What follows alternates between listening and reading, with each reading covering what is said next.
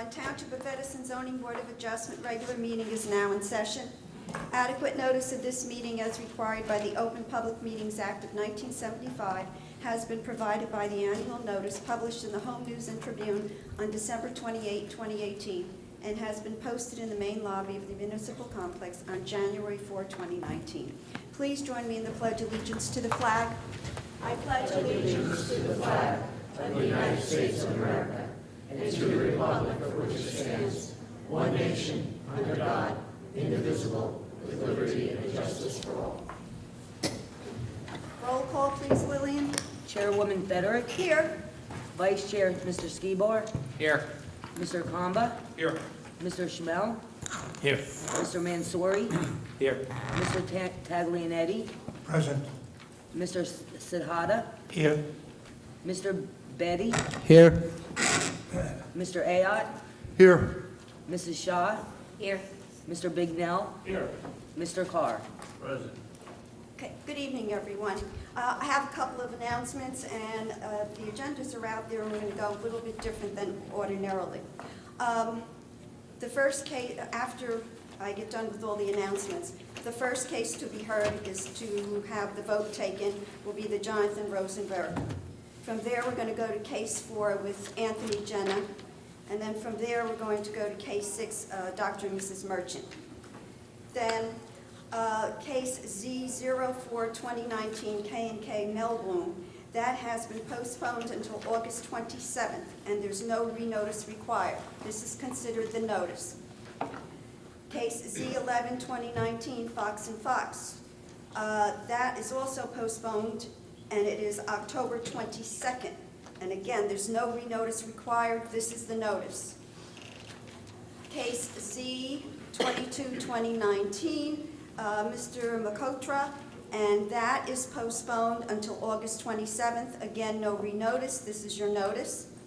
And case Z27-2019, Mi Li Yang, and that is also postponed until August 27, 2019. No renotice. This is your notice. And then case Z21-2019, Mr. Patel, that also is postponed to August 27th with no renotice. This is your notice. If you have any questions, you can always go to the website. This evening, after we do the first 3, we will then go to Care 1. I will, for the benefit of the people that are here, I can tell you with what the agenda is this evening with Care 1, we will not be getting to the public. So as a courtesy to you, if you have someplace else to be tonight and you want to leave and you want to watch it on TV, that's fine, because we're not going out to the public. I'm hoping we're going to be able to go out to the public on the continuation date, which is on the agenda of September 17th. Okay? So now, having said all of that, Lillian, can you read the first case, please, that we're going to hear, Rosenberg? Case Z53-2018, Jonathan Rosenberg, Sorry, you're not That's Lillian. okay. 49 Hamlin Road, Edison, Section 37.63-1, numbers 10, 13, and 16. Bulk variances sought to construct an indoor pool enclosure in the rear of the existing single-family dwelling.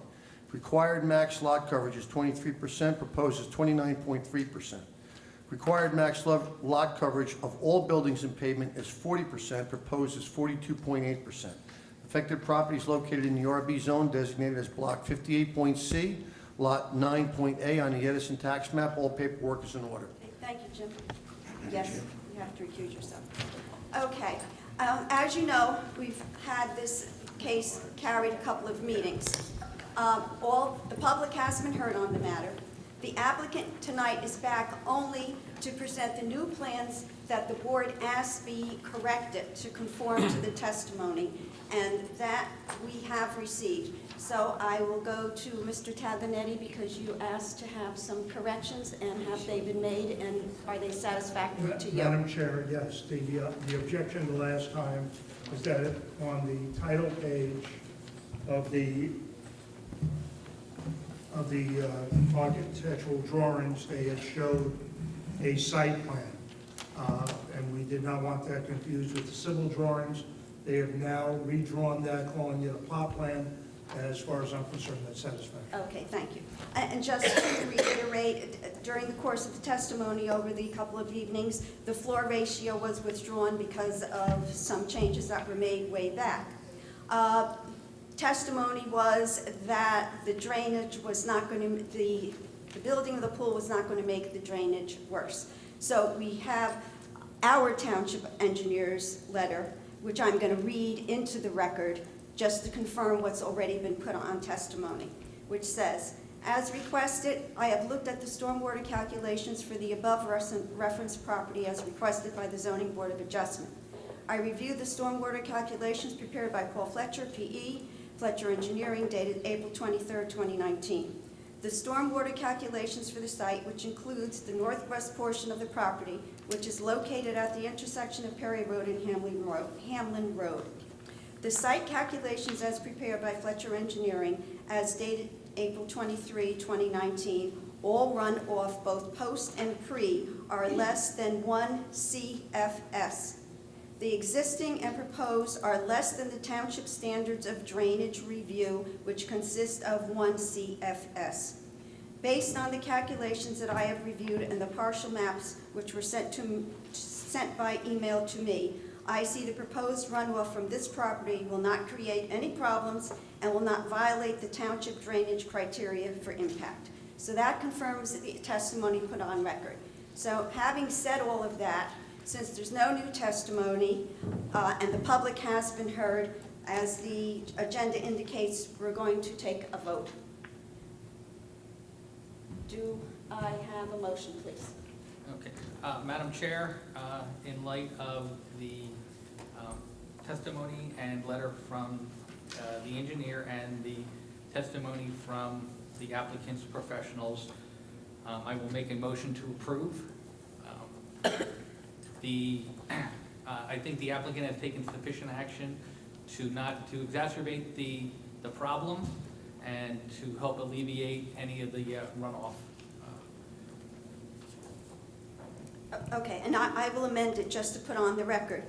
The use of the pool will be for medical, as was indicated in testimony, for personal, as indicated in testimony, and not for any public use. Do I have a second? Do I have a second on the motion? Should I speak? Oh, yes, I'm sorry. Go ahead, Mr. Carr. I know I haven't been here in a while. Okay. I just would like to know if Mr. Skiba would mind amending your approval statement. I think the pool drain should be indicated on the plan where the pool will drain and where it will go. Since I didn't get involved until the very end of this, if that's no problem, I want to make sure it doesn't run off on the neighbor's properties. Okay, so what you would like then is for the motion to be amended and make it conditioned on the fact that they then present you with those new plans. I just want to see it on the plan where the pool drain goes to. Mr. Wa- Preferably, we'll go to the curb line. Right. Okay, Mr. I Wiley? have no objection. Okay. Thank you. Okay, the motion is so amended. Do I have a second? Second. Vote, please, Lillian. Okay. Mr. Taganetti? No on the motion. Mr. Sidhata? No on the motion. Mr. Betty? No on the motion. Mr. Mansouri? No on the motion. Mr. Kamba? Yes on the motion. Mr. Skibar? Yes on the motion. Ms. Federick? Yes on the motion.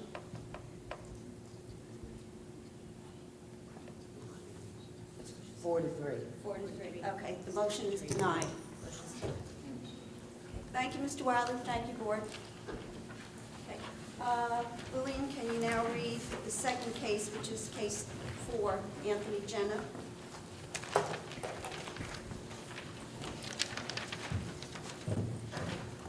Case 30, 2019, Anthony Jenna, 1 Christopher Court, Edison, New Jersey, 08820. Section 3761-1-4, bulk variance sought to permit a fence on a corner lot. Required 17.5 feet, proposed on the property line. Affected property is located in the RA zone, designated as Block 593.09, Lot 46, on the Edison Township tax map. All paperwork is in order. Mr. Jenna, are you here? Yes. You want to come up to the table, please? Mr. Jenna, would you raise your right hand? Do you solemnly swear or affirm to tell the whole truth and nothing but the truth so help you God? I do. Okay, good evening, Mr. Jenna. Please tell the board what you want to do and why you want to do it, please. Sure. So I purchased my home in 2003. When I did that, it was a corner lot, and there was a 6-foot fence along the side of my home along Elsie Street. It was an old fence, probably there from the 70s or 80s. In December of last year, I applied for a pool permit to the town, and I learned about the requirements not to have a 6-foot fence unless it was set in 17.5 feet. In order to get the pool permit, I agreed to make that a 4-foot fence. I actually cut that old fence to 4 feet so that I can get the pool permit and move on with my project. It's not ideal. I don't have privacy. I don't think it's safe. There's a lot of people that walk by, so I'm applying for a variance to put a 6-foot fence along the side of my home. Okay, thank you. Does the board have any questions of the applicant?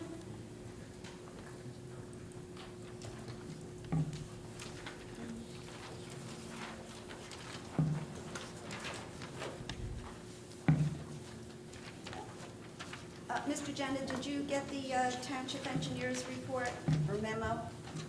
It's dated July 21.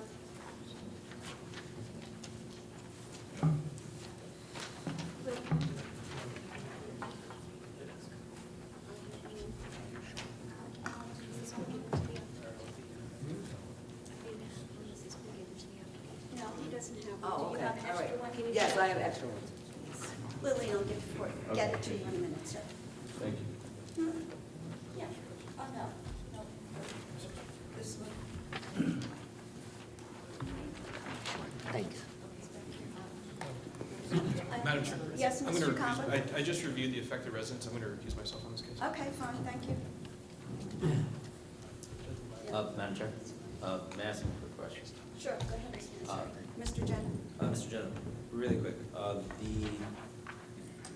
the fence is not existing, correct? You're putting in a new fence. I just wanted to clarify. My apologies. Right now, there's a 4-foot fence there.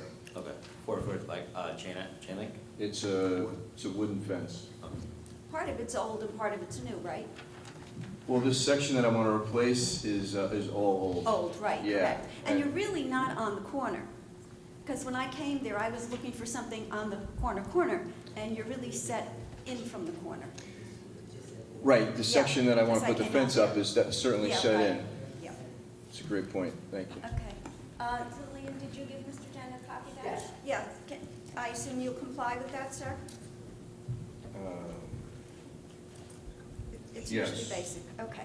All right, any other questions of the applicant, Mr. Taglianetti? Yes, as I'm looking at the site plan, for the long run, the fence, it says 6-foot high fence, and then where it looks like there's a shorter portion, it says 6-foot long, 4-foot high fence, see-through. Is the entire fence see-through, or just that 4-foot section? The proposal? Yeah. The proposal would be the proposal would be to put a 6-foot fence down towards the driveway, and at the driveway, I'd put one section in that would be 4 foot with the see-through top. But it is only see-through in that area? Right. Okay, thank you. Any other? The top would be see-through, the top portion. And that one section would be lower. Thank you. This is a replacement of an existing fence, so it's going in the same location. Correct. The height has changed. And as I said to Mr. Genoa, it's really not on the corner as such, it's really Correct. set down, I guess you Correct. could say. He's lack looking of for better privacy terminology. Right. for his family. Any other questions? Madam Chair, I just want to, the fence itself is not going right to the edge of the driveway, correct? There is- No, No. Okay, so you're not going to be obstructed when you're back there? correct. Okay. Any other questions of the applicant? None? Okay, there being none, I'll go out to the public. Anyone within 200 feet of the property wanting to be heard? Anyone outside of 200 feet of the property wanting to be heard? There'll be none. I'll go to the board, please, for a vote, for motion. Madam Chair, I'll make a motion to approve. I believe it's a de minimis request, a reasonable request to improve the homeowner's quality of life. It doesn't pose any detriment to the area. Do I have a second? Second. Second. Okay, roll call. Mr. Taglianetti? Yes on the motion. Mr. Sidhata? Yes on the motion. Mr. Betty? Yes on the motion. Mr. Mansouri? Mr. Mansour? I'm sorry, yes on the motion. Mr. Schmel? Yes on the motion. Mr. Kamba? Recused himself, Lillian, please. Oh. Mr. Skibar? Yes on the motion. Ms. Federick? Yes on the motion.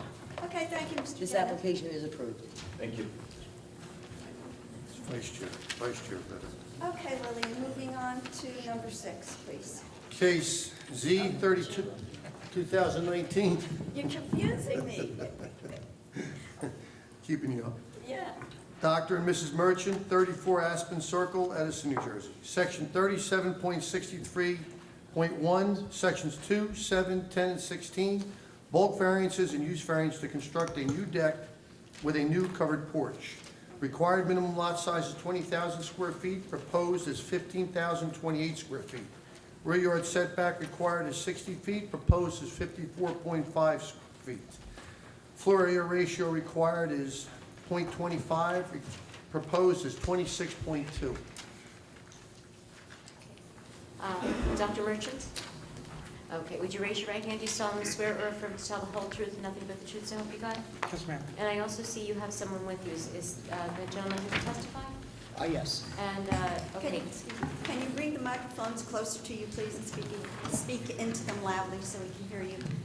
Would you raise your right hand? Do you solemnly swear or affirm that the testimony you're about to give will be the whole truth, nothing but the truth, so help you God? I do. And would you please state your full name for the record, spelling your name? Anthony Adesso, Addesso. I'm the architect for the project. Can we have some qualifications, please, Mr. Odessa? Yes, originally licensed in 1989, had multiple zoning board appearances in multiple municipalities across the state. Okay, fine, we'll accept your qualifications. Floor is yours, as they say. Okay. Our project consists of replacement of an existing deck. This is in need of repair right now. It's in the rear yard of the property. We will be expanding the deck to one side of the house to basically have easier access to basically the driveway and the side of the house, so we don't have to go too far through the yard. The original portion of the deck area will be covered with a roof for shade and coverage for weather. It will not be enclosed. There'll be railing all around it. Everything will be open to the exterior.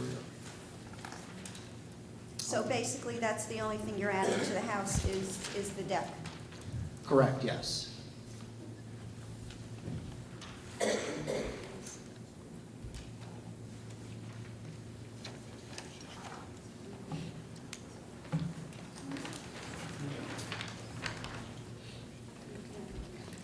Okay, does the board have any questions of the applicant?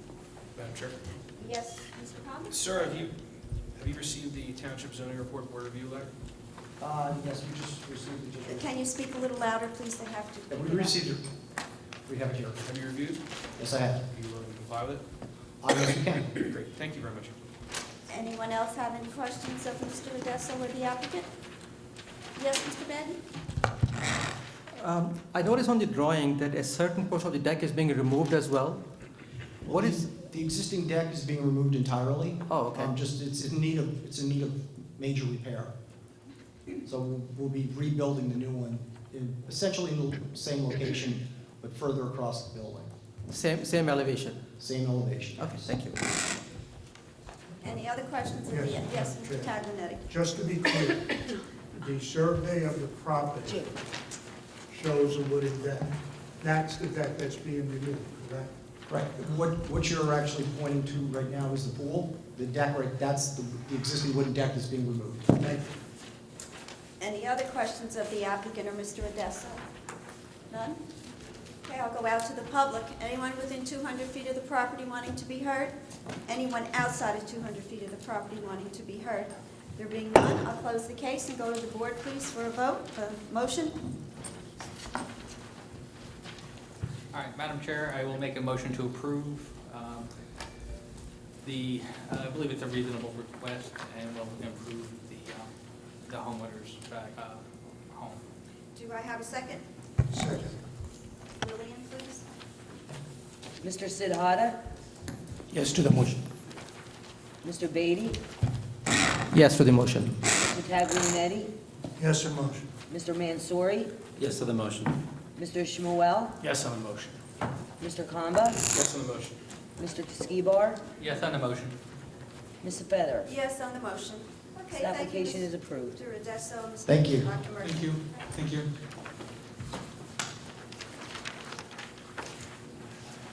Okay, since there are more of you here while the young lady is setting up and Ms. Urim is setting up, as I indicated just out of courtesy, I'm not going out to the public this evening because with what has to happen this evening, there's not going to be any time, and I don't want to split the public input. And once the public has talked once, they don't get a chance. So hopefully we can get everything done tonight except the public. So basically, if you wanted to not stick around and you had something else to do and you wanted to go home and look at it on TV, you're free to do that because we are not going out to the public tonight. So, but it's up to you. I just wanted to give that as a courtesy. So if you really had some place to be and you're here instead, you can do that because I am not going out to the public this evening. Okay? Ms. Urim, did you hear from Mr. Gazarovski? He's on his way? Oh, okay. 'Cause that's what we've based the whole schedule on. Yes, sir? Is there another meeting Yes. scheduled that we know of? Yes, it's Okay, on the anyone? agenda. It's going to be on for September 17th now, and it's Thank on you. the agenda. Okay? Yes, Ms. Aram. All right, Good evening. thank you. Donna Oh, Aram. wait, I think maybe I ought to have Lillian read it into the Okay. record just again. Okay. Even though we've heard it how many times? Okay. Care 1, Z46, 2017. Care 1 at Birchwood LLC, 1350 Inman Road, Edison, New Jersey, 08820. Section 37-11.1, 37-63.1, 10, 11, 12, 13, and 16. Bulk and use D variances sought to expand an assisted living facility in a zone where it is not permitted. Required use is residential. Proposed is an assisted living facility. Maximum building coverage required is 15%. Proposed is 16.8%. Maximum lot coverage required is 30%. Proposed 39.9%. Maximum FAR required is 0.25. Proposed is 0.28. Maximum building height required is 40 feet. Proposed 47 feet. Maximum number of stories required is 2.5 stories. Proposed is 3. Affected property is located in the RA zone, designated as Block 410, Lot 27, 28, 30, 31, and 11 on the Edison Township tax map. All paperwork is in order. Good evening again, Ms. Aram. Thank you. I see Mr. Gazarovski. Chairman? Yes. At the last meeting, it was stated that Care One closed its case. It was agreed upon between you and the attorney Donna Aram. And I heard that everybody in the room heard it. It's on TV. So could somebody please explain why this deviation from that stated process? I'm sorry, but I've been asked to speak, and this is out of order, but I can address that. Well, just 1 minute. Oh, go ahead. Go ahead, Ms. Aram. What I did last time is I reserved the right to call additional witnesses, which I've done. I would have given that up if we had started cross-examination that night. There was none, and so my right is still reserved. And just for the record, so the record's clear, pursuant to law, if we do not accord the applicant that right, that is an automatic appeal that they're going to win. And we'll be back here again, so, okay? Thank you. Okay, go ahead, Ms. Aram. Thank you. Donna Aram for Care One at Birchwood LLC. Tonight, I'm going to present our last witness. He is a real estate valuation expert, Maurice Stack, from Stack, Houlihan and Stack. He will opine regarding any impact upon residential values that this facility might have. Again, he's my last witness. Just to loop him into the planning testimony, I'll put Paul Phillips back on for literally 30 seconds to take care of that. I understand then, once I'm finished, Mr. Gazarovski will then cross-examine my witnesses. My traffic engineer and my acoustical expert could not be here tonight. Mr. Gazarovski is aware of that, but they will be here on the 17th. So if I could have Mr. Stack sworn. Yes, please.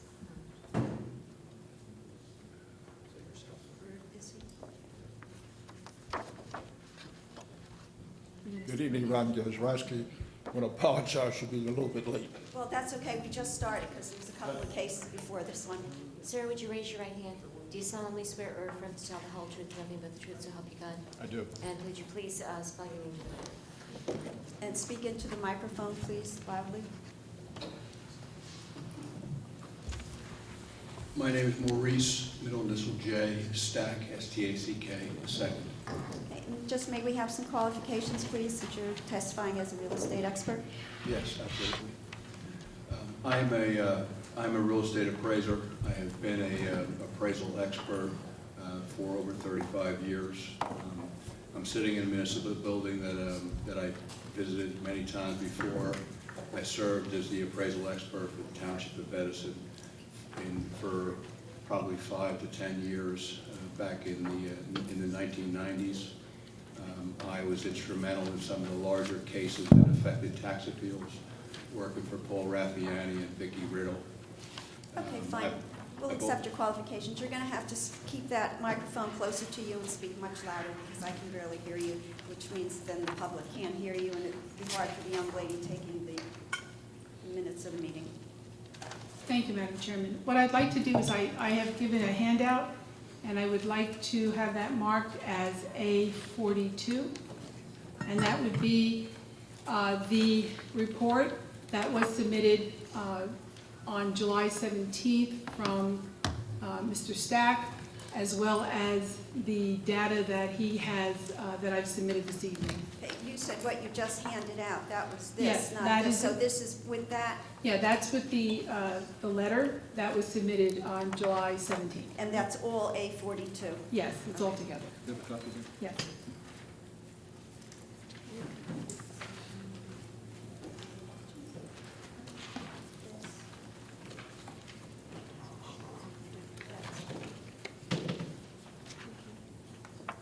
Wait a second. Is it for me? Wait.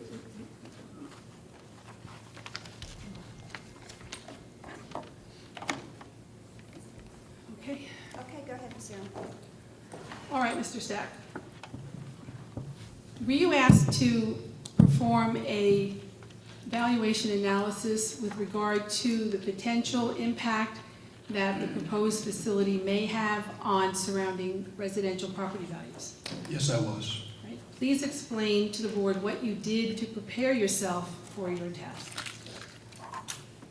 The question that I was asked is, would this facility, both the use itself as an assisted living facility and the development, the way that it's being designed, size, the design, layout and things, whether or not that would have an adverse impact on the surrounding property values, namely the homes that are on Lewis Court and King Street.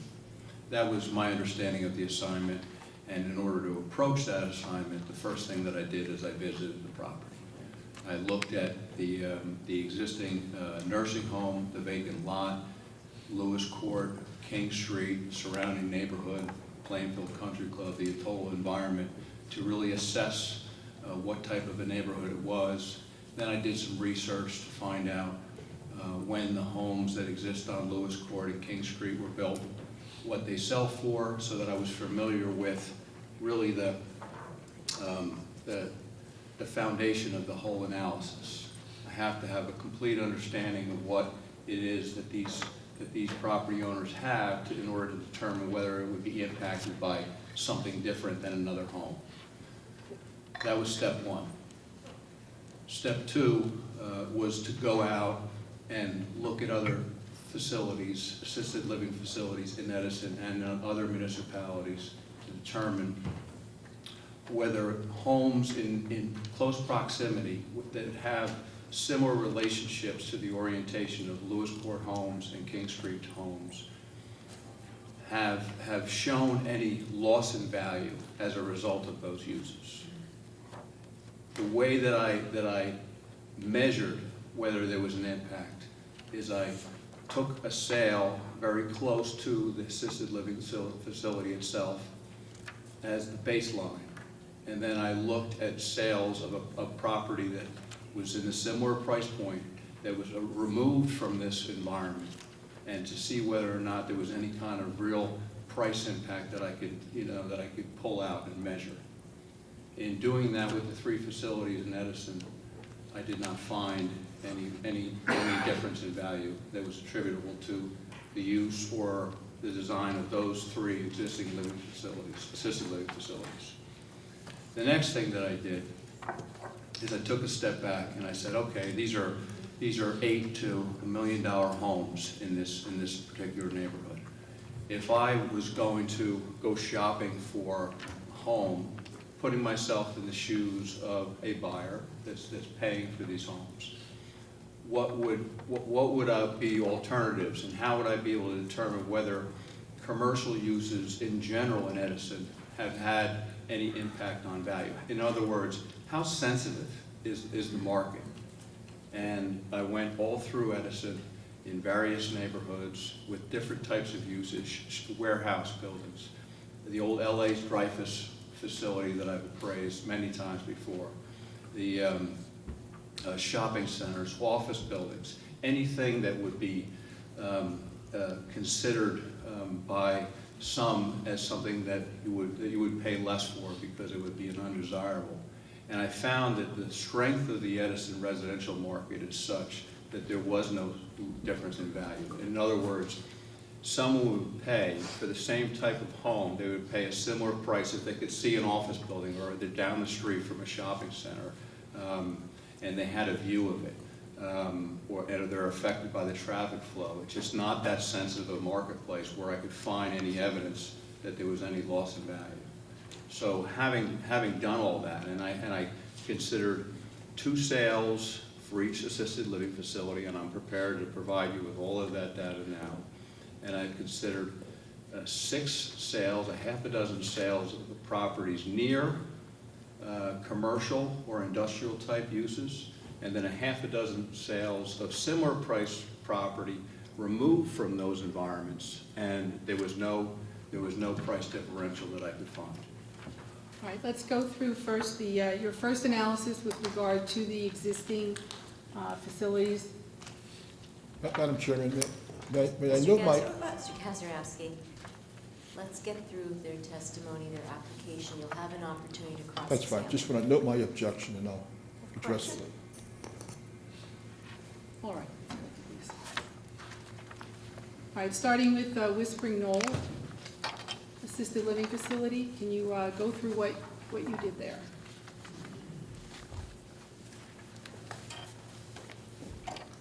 Whispering Knoll is one example of an assisted living facility in Edison where I was able to get a sale that is in direct view of the facility, 131 Edison Avenue.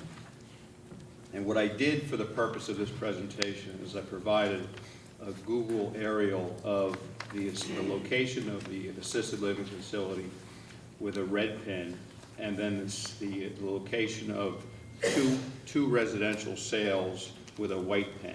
The first one being the sale near the facility, which is 131 Edison, and then the next one being a house removed from that view at 172 Edison. And I gave all of the details of the transaction in a write-up with a photograph of the home and a tax map of the home and all of the details that I was able to gather of the home. And there's, when you look at it side by side, there's no way to find any disconnect in the price points that would be attributable to the location of the assisted Can I living ask you a facility. question? How many stories is this Whispering Knoll assisted living?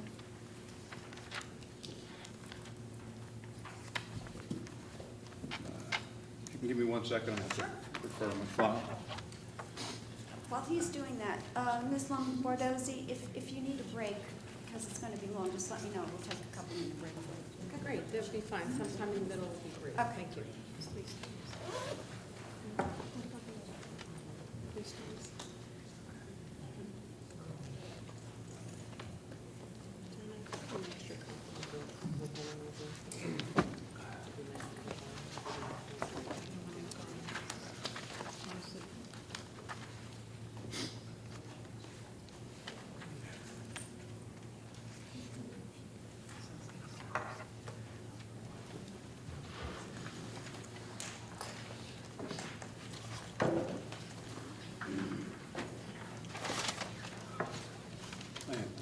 Thank you, I appreciate that.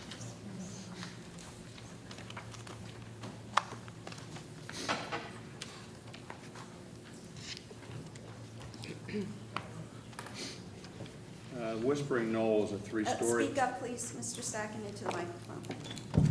I'm sorry. Whispering Knoll is 3 stories. 3 stories. Okay, go ahead. I'm sorry.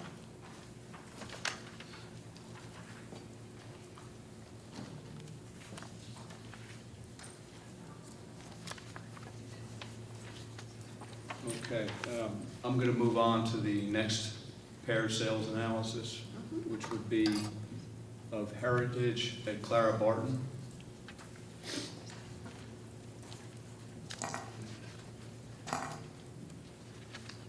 The sale, as you can see in this exhibit, the sale of the home next to Clara Barton is 149 Brower Avenue, and the sale that's removed from it is 25 3rd Street. And what I did, because all of these homes vary in some way based upon their size, and a common standard unit of measurement is to bring the homes to a price per square foot. Brokers sometimes use it that way.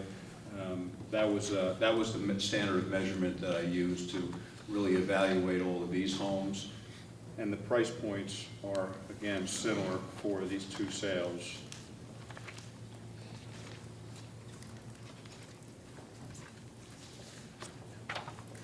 And then finally, Brighton Gardens of Edison. If you look at the Google map, you'll see 6 Lamoli Court, which is right behind it.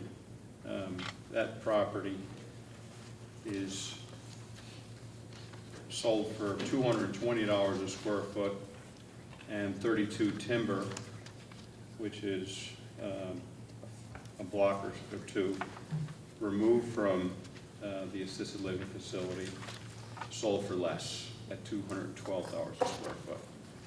Again, no meaningful impact measured from the comps that I checked.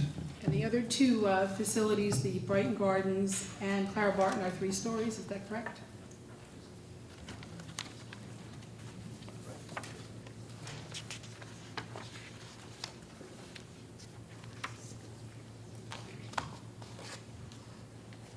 Clara Barton is on Amboy Avenue, correct?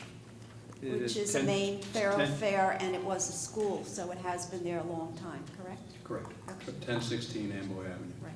Yeah, it's very old.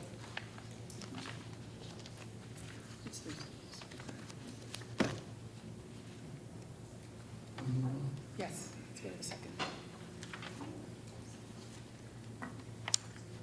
Okay. That was what I would call my primary test. The first thing that someone would do to see whether or not their home was going to be affected by being next to an assisted living facility.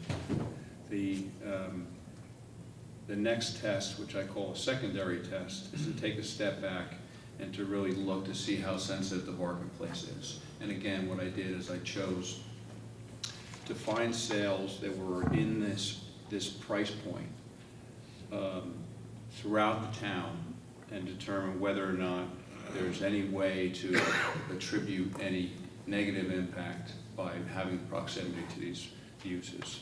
And the first sale, and I gave us a spreadsheet of the sales outlining all of the essential ingredients of the sale, block lot, the location, the date of sale, the price, the size of the home, the price per square foot. And the first sale at 3792 Park Avenue is the sale that I referred to, that's right down the street from the former LA Dreyfus facility. That's now a retro fitness and more of a commercial facility than its former industrial use. That is that and the other 5 homes, 7 Terry Avenue, 3 Troy Street, 15 Wood Acres Drive, 27 Monmouth Avenue, and 1 Daniel Road, all have some type of use that's different than a single-family home next door. And those are the sales that I believe you can look at and measure them against sales of properties that are surrounded by other single-family homes and see whether or not there's any price differential. The one particular sale that jumped out at me in terms of its relevance here was the 1 Daniel Road, which is near a surgery center. And that is a use that is not that different than a nursing home of some sort. And I thought that that would be something that would be instructive to the board. So if you go through these, Park Avenue, for example, and explain what the use is that it's next to or that it's near. And these are values that you've determined are comparable to the homes along Lewis Court and King. Is that correct? That's correct. All right, please go ahead. The first one, again, 3792 Park Avenue, as you can see from the exhibit, is in very close proximity in view of that large industrial plant that's now more commercial than industrial. That property sold in July of 2018 for $715,000. Mr. Stack, we're losing your voice again. Please, the microphone.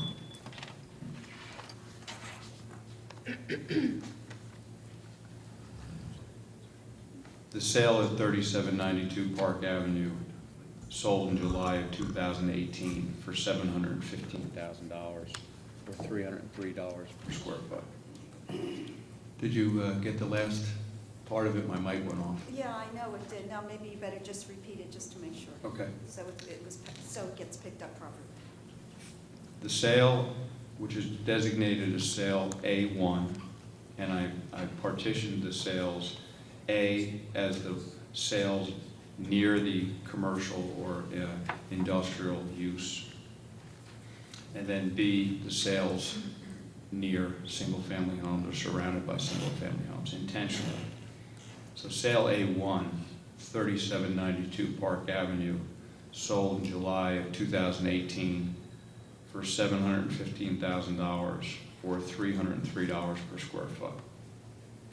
And as you can see from the Google map, it's very close to the facility. Going down the list, 7 Terry Avenue is right near a fast food facility. It's near a busy road, and it sold in May of 2019 for $700,000 or $229 a square foot. This was a brand new house built in 2018, which is an indicator that, as you can see from the surrounding uses, that's a pretty good price point for properties and a healthy price per square foot, which is consistent with other sales.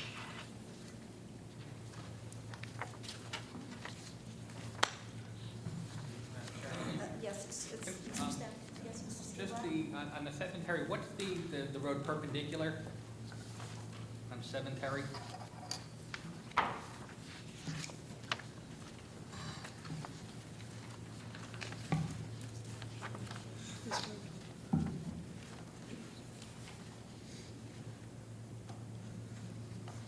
I don't have that on my exhibit. I would have to check my file. I don't have it in my mind. I'm just not trying to envision it.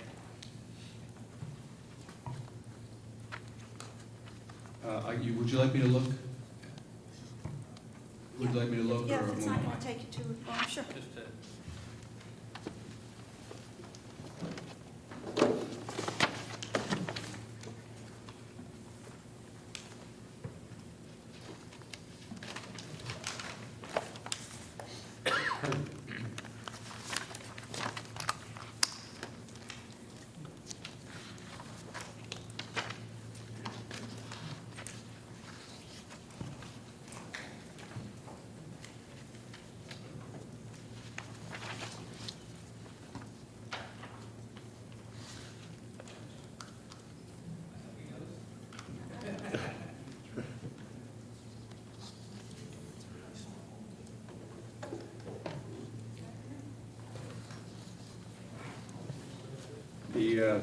The enlarged aerial that I have has every other street but that. What else is around Terry Street that may help us? It's parallel to Thornhole at North Evergreen, just off of the North Evergreen extension. So that would lead me to think Lincoln Highway? Could be. Okay, thank you. thank you.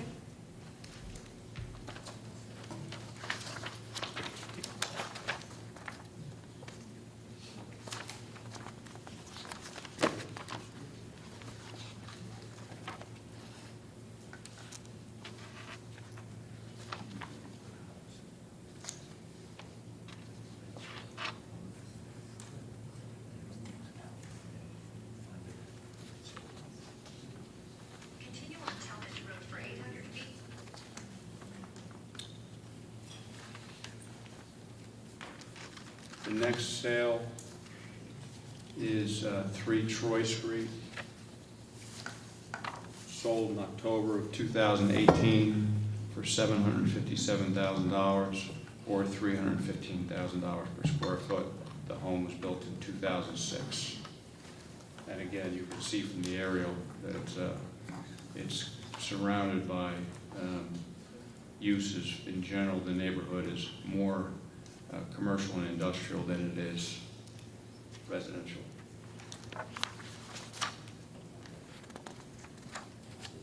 "15 Woodacres Drive" is near a school. That property sold in June of 2019. It's a 4,200 square foot home on a 22,000 square foot lot. It sold for $214 per square foot. And incidentally, while I'm mentioning that, in my report, I believe you will note that I listed the sales, the most recent sales that I could uncover of homes on Lewis Court and King Street, and they ranged between $200 and $300 a square foot, averaging probably $250 would probably be a fair statement. Some at $220, $230, $250, $270. So this is kind of the baseline that I was using to start my analysis. The next sale, 27 Monmouth Avenue, sold in September of 2018 for $732,500. This was a home that was built new, 2,500 square feet, $284 a square foot. And you can see that it's in an area that's more commercial than it is residential, and it has those views of those huge office towers. And then last, again, 1 Daniel Road, which is the sale that I mentioned near the surgical center, which is kind of an office building look to it, sold in September of 2018 for $786,000 or $228 per square foot.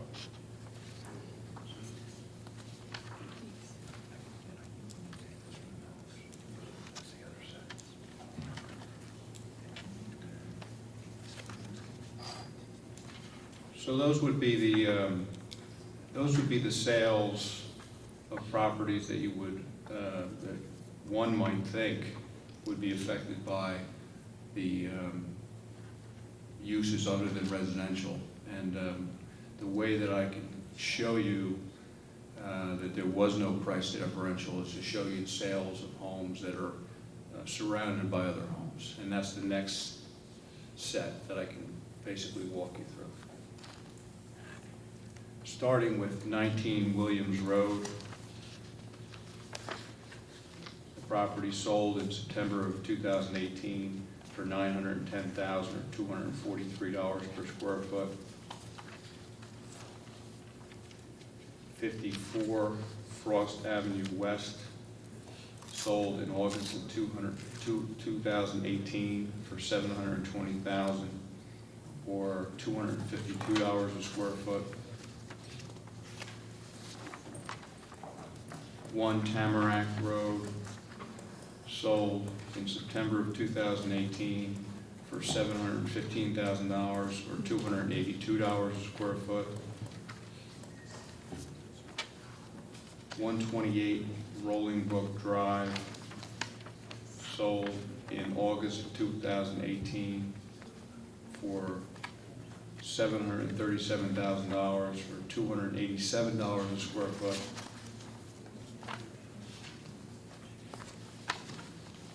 11 Wright Street. Yeah. Is the battery okay in that? It was full earlier.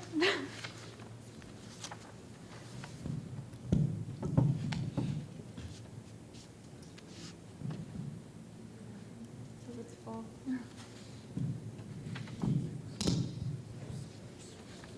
Okay, try it now, Breaking Mr. up every Stack. so often. I believe I left off at 11 Wright Street. Correct. The property sold in September of 2018 for $975,000 or $208 a square foot.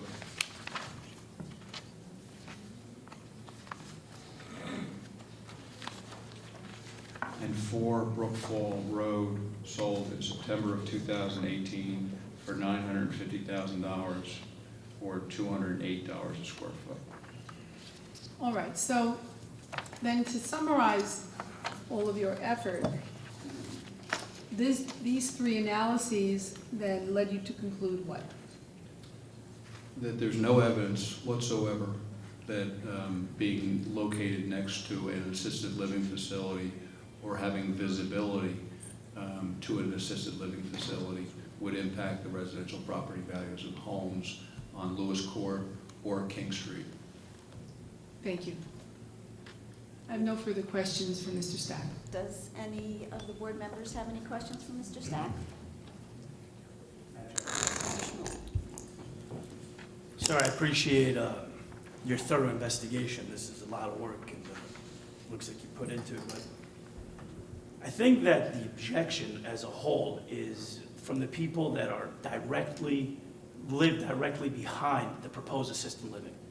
And the examples that you bring are not even in the same neighborhood as the assisted livings, with the exception of 149 Bauer, which sold the least at $220,000.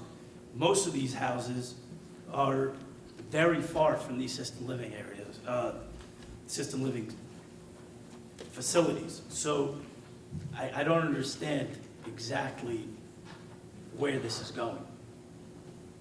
Well, I appreciate your question, and I understand where you're coming from, but I can tell you that I can only work with the data that's available. So if we're talking first about the primary analysis, which I did, which involves sales that are close to assisted living facilities, then the question would be, are there any other sales that took place near these other assisted living facilities in Edison that show a different price relationship? And I can tell you that there's not. That the sales that I use are the only sales that are available in a timely fashion so you can do a pairing. And that's really what I intended to do, was to see whether or not the location, being next to the assisted living facility, and finding another sale that could be used as a pair, would show any kind of a price differential. And I could not find anything there.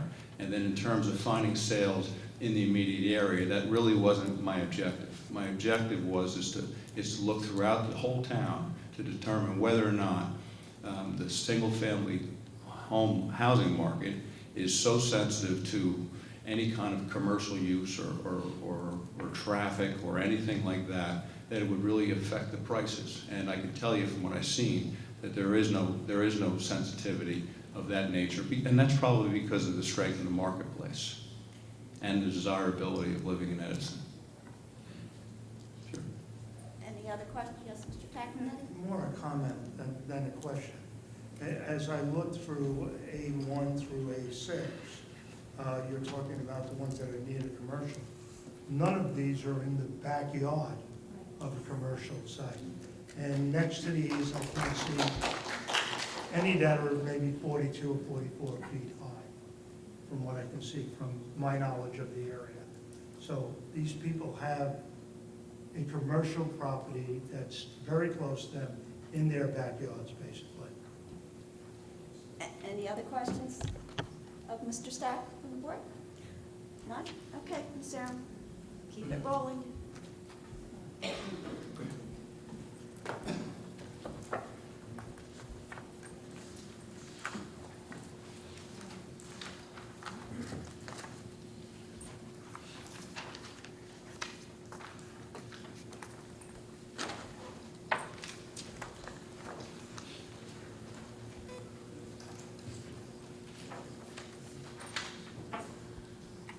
Mr. Phillips has been previously sworn.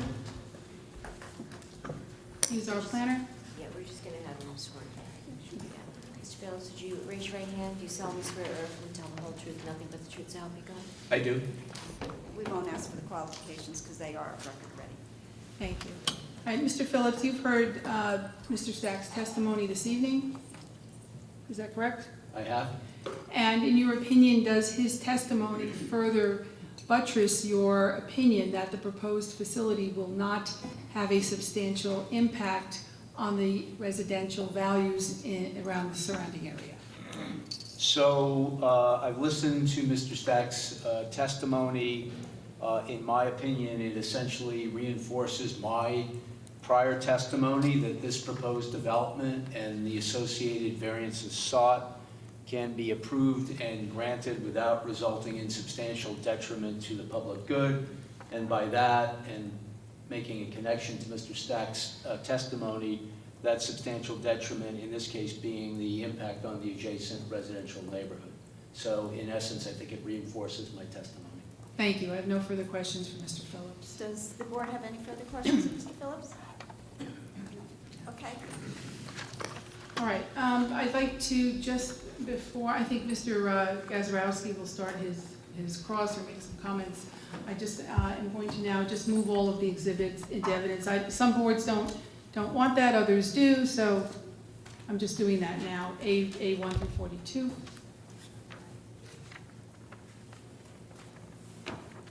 And that concludes the presentation of my direct. I do reserve the right to recall anyone to rebut any witness that Mr. Gazarovski or anyone else presents. Mr. Gazarovski, you're up. Is it possible for me to have a... Oh, yes, we need microphones there. I don't usually have anyone sitting there that often. I'll have a stand.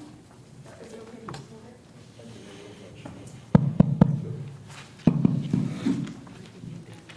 Madam Chairman, members of the board, I earlier introduced myself. I'm an attorney with offices at Red Bank. I've appeared before you on other matters, and I appeared before you concerning this particular matter. To begin my participation, I'd like to have a cross-examination of the applicant's engineer, if I may, and have put on board a copy of the site plan, which was earlier submitted, but I believe it was mounted. Ms. Aaron? Sure. Just give us a moment to get it out.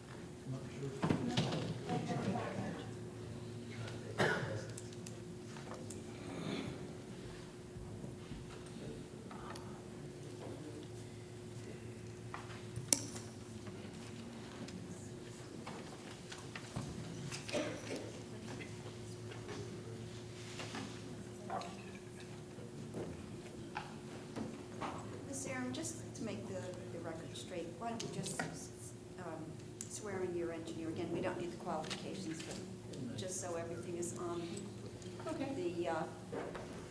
the minutes and on the CD. Sir, raise your right hand. Do you solemnly swear or affirm to tell the whole truth and nothing but the truth, so help you God? I do. And please state your full name for the record. Michael Fowler, Fowler. I apologize.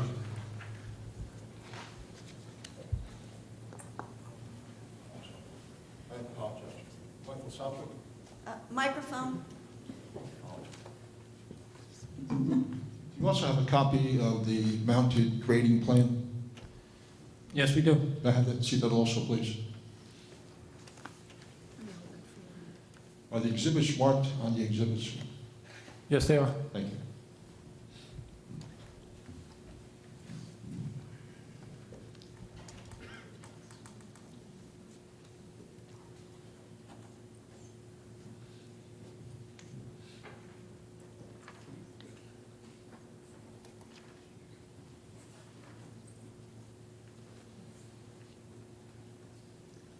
Thank you very much. Let the record reflect that I am at the board in directing the applicant's engineer's attention to the grading and drainage plan, which is dated 11/10/2017 with a Care 1 application. Where is the exhibit number marked on the back? A3. For the record, I'm referring to A3. Reflects the fact that it was drawn by Michael J. Fowler, a professional engineer. If I may direct your attention to the easterly side of the project, and you recognize, of course, that I represent individuals who are located eastward of the easterly boundary line of the property, correct? Yes. And there's a series of residential homes which are located along that easterly boundary. Yes. Now, I'm assuming you've also visited this site on various occasions Yes, I am. to make observations as to the type of houses that are constructed there and the size of those lots. I'm generally familiar with that, Okay, yes. fine. If I Excuse may- me, Mr. Gazarovski, one thing. You keep indicating that you represent people. We would really like to have the names of the individuals that you represent, number one, for the record, and number two, you may call them as witnesses, but they will, because they're being represented by you, they will not have any input in the public portion, so I- we'd really I- like to know who they are. I understand that, and I thought I earlier submitted to the board. No, we don't have. I did not? No. I will do that before the evening is out. Well, actually, Mr. Gazarovski, before you proceed, we need your particular clients identified. I'm sorry? We do need your clients identified for the Okay, record with their for those names of on the the people I record. represent the audience, would you please rise and simply state your names for the record? Step forward so you speak into the microphone. And your address as well. Ketan Patel, 6 Lewis Court. Could you also spell your name, Sure. please? Ketan Patel, Patel. Thank you. I'm Bala Anadurai, 4 Lewis Court. First name Bala, B-A-L-A. Last name Anadurai, A-N-N-A, D as in David, O-R-A-I. Okay, thank you. Is that it? Now, my understanding is that since I'm representing them, they cannot ask questions, but at the end of the hearing, they can make a comment. No, they cannot. You represent them, they can testify, you can call them as witnesses. Because you do in fact represent them, you will have to present them as witnesses. They will not take part in the public portion because you are their representative. I'll accept that for tonight. Thank you. And they're the only two? Pardon? They Yes. are the only, okay, Yes. fine, thank you. Madam Chairman, I thought there was someone from King Street that Mr. Gazarovski represented. I have I have no idea. 97, I think, maybe Well, that's- 97 the King. people who are representing you here, they've stepped forward. Could you? But we also have to know if there's anyone else that you represent that just happens to not be here this evening. That's my knowledge. Is the King Street resident that Mr. Gazarovski represents here? I don't Well, know. I'll check my file when I get back to my office. Are they here tonight? One person at a time, please. Mr. Gazarovski, do you represent 2 individuals, 3 individuals, 3 To my knowledge, I homeowners? represent 2 individuals. 2 individuals Right. only, so there are no other persons that you represent. No, there's not. Well, I just wanted to state for the record that I do recall correspondence from Mr. Gazarovski listing 3. I have confirmed that on several occasions, maybe you just forgot, but there was a resident on King Street.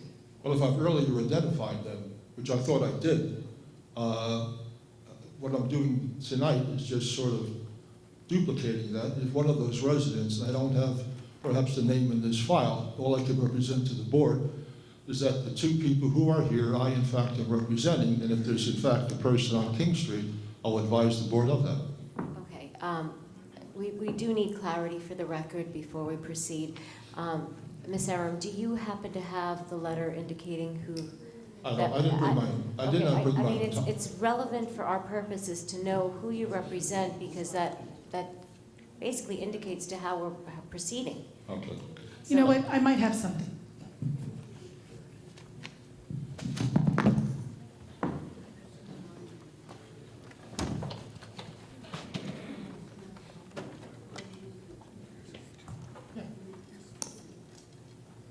Mr. Patel has just spoken with me, and he advises me that the only 2 people who have retained me for my services are the 2 who introduced themselves this evening. And they live immediately adjacent to the subject property. Okay, we just need to be clear because if there is a letter out there that indicated you represented someone else, we want to make sure that the record's now clarified that these are the only 2 individuals, there is no other 3rd individual or homeowner. I want to clarify for the record that as of this evening, the 2 people who have retained me are those 2 people who spoke up. They live immediately adjacent to the property. Accordingly, they are interested parties. I don't have it with me, but I do have the correspondence in my office, and I can provide it to the board first thing tomorrow morning. There was somebody on King Street, just don't remember. But if that's the case, it appears to no longer be the case, so we will. Perhaps. We will But I- take you yeah. at your word, Mr. Vice. Thank you. Okay, go. Thank you. You can continue, sir.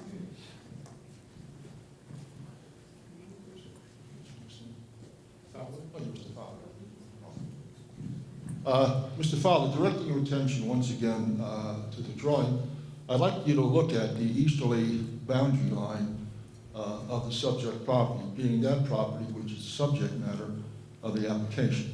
Now, do you in fact have a grading plan that shows what the elevation is immediately at that easterly boundary line? Yes, you're looking at it. Okay, can you tell me what the elevation is on the westerly line of my client's properties and the easterly line of the application?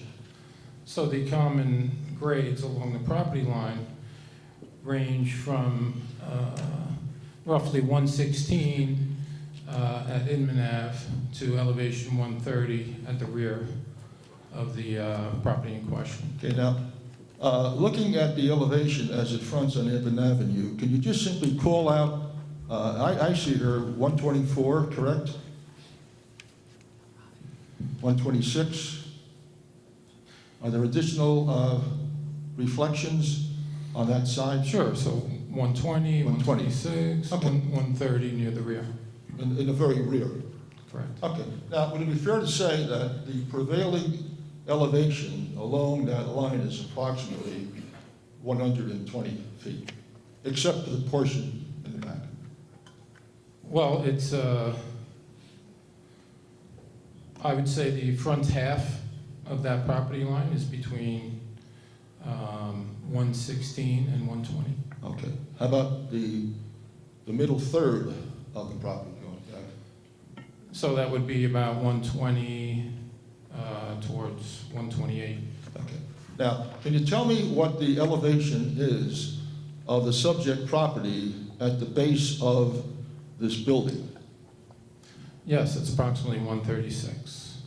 So basically, we've got a elevation gradation going from 116 at the lowest portion of the adjacent property owner's property up to, you said 136?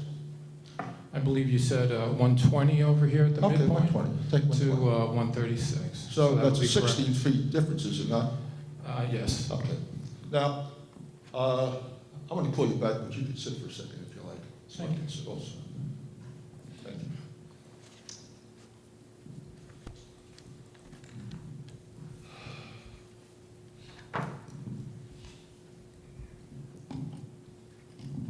Excuse me, while we have a break in the action, there was, the third client was Ravi Sayali, Syalee at 97 King. He has not been in contact with me from when I first submitted that application. Right, so you no longer represent I him. don't know whether I represent him or not, but if I Well, send something, I mean, I would know if I represented someone. Pardon me? Mr. Gazarovski, you just indicated that there are only two persons that you represent. Is that inaccurate then? Are we saying At this point in that- time, that is an accurate statement. I'm sorry? At this evening, that is an accurate statement. That you represent two people. Two people. Yes.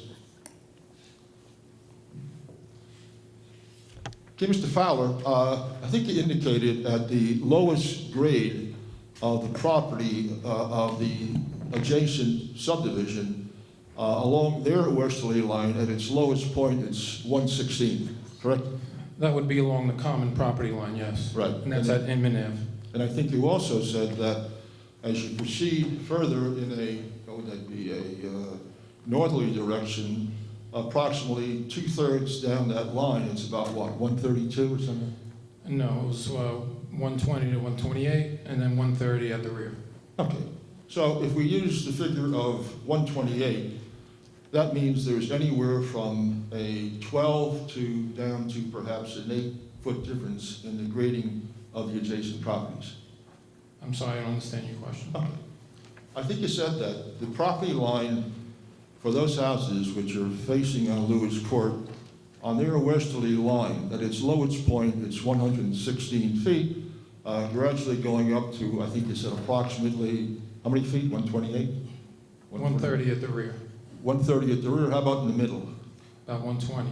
Okay, fine. Now, as we proceed furtherly westerly, there's a point at which we have an elevation shown immediately adjacent to the easterly side of the building, correct?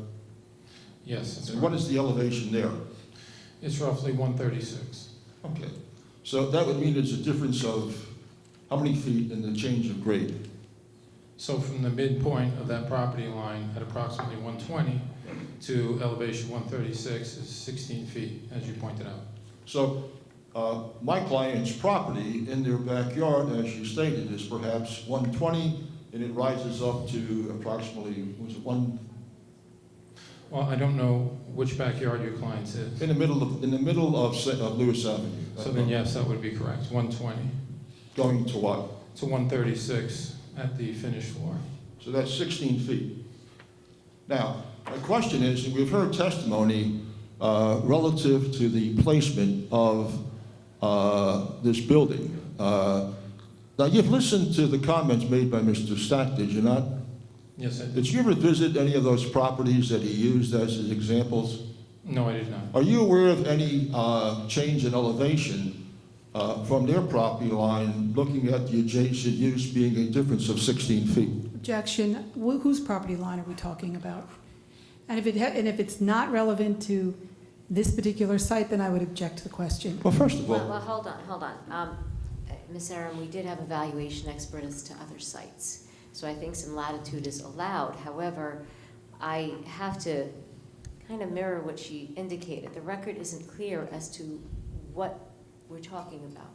So when you're saying that, have you visited any of these other sites, I think we need at least some guidance as to what you're referencing. So if you've had a valuation expert that testified as to other properties, I have to accord him the same latitude to question about those properties, which is, I think, what he's asking your expert. Well, with all due respect, he can question my valuation expert all he wants about value, but the engineer is not a valuation expert, and he had no reason to examine any other properties except the one that's the subject of this application. And so that's He can why, answer that and say that. I say that I kind of mirror your concern, that we need some clarity as to what you're referencing, then your engineer can respond saying that, He didn't, I understand. Right, so he has to respond. Okay. Okay, so some clarity would be, or some reference point would be appreciated. just so we're clear, I do, of course, intend to, at some point in time, cross-examine the valuation expert. Of course. Now, secondly, I want to just clarify one thing. We're talking about the impact which this project would have upon Lewis Court. That impact is not focused or centered solely on my clients, but it impacts the entire neighborhood. So I don't want to be restricted in that regard. Well, he will be restricted to question the witness within the scope of his direct testimony, and this is outside that scope. So I'm going to object to it. I mean, I'm going to let him answer. Since the question itself was not clear to start with no reference point, I think we need to start there before we can determine if that's something that this witness can even respond to. Well, Mr. Fowler, you were present, were you not, when Mr. Sack gave his testimony? Yes, I was. Did you also have occasion to examine the exhibits which he produced that were marked as exhibits in this matter? No, I did not. Okay. Did you visit any, do you know, to your knowledge, with regard to the exhibit that he submitted, did you visit any of those sites? Other than the property that is this application, I have no knowledge of those other sites. Okay, that's fine. Now, I want to ask you a question with regard to the height of this building. What is, in fact, the height of the building?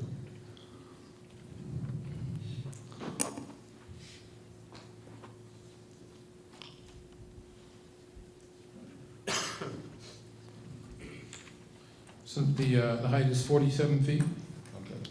Now, what I'd like to know is, where did you measure that height from? In other words, what did you use as your baseline for proceeding up to the height of the roof line of perhaps 47 feet? We used the mean grade around the proposed building per the ordinance. And what would be that mean grade?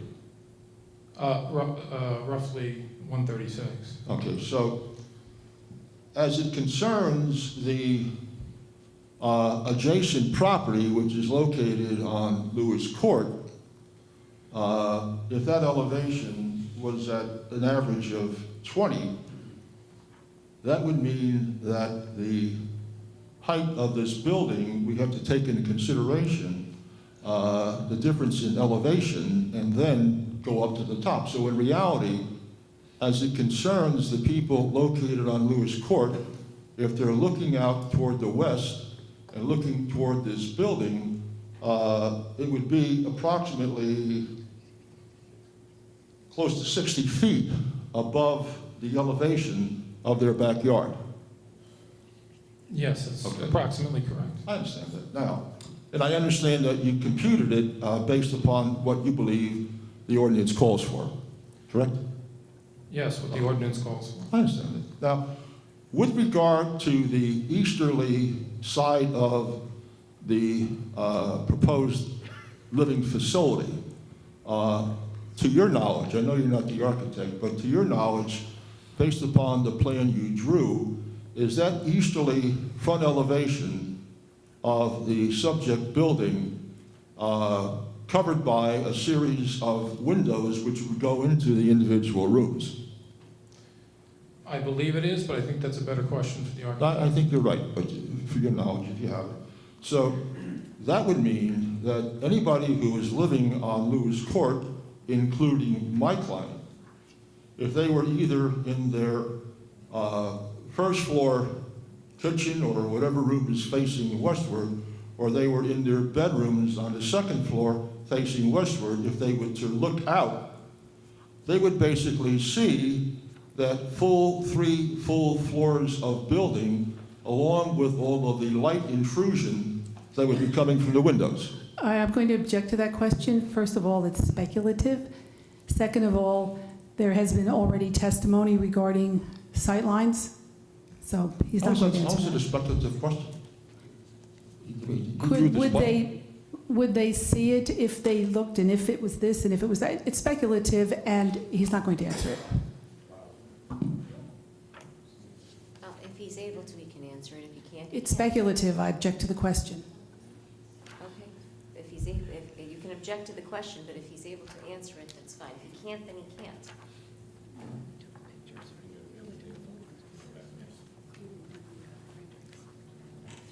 He can't answer the question anyway.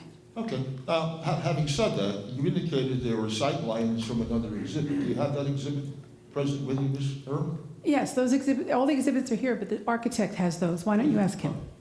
Well, I'd like to see them now, if I may. Oh, sure.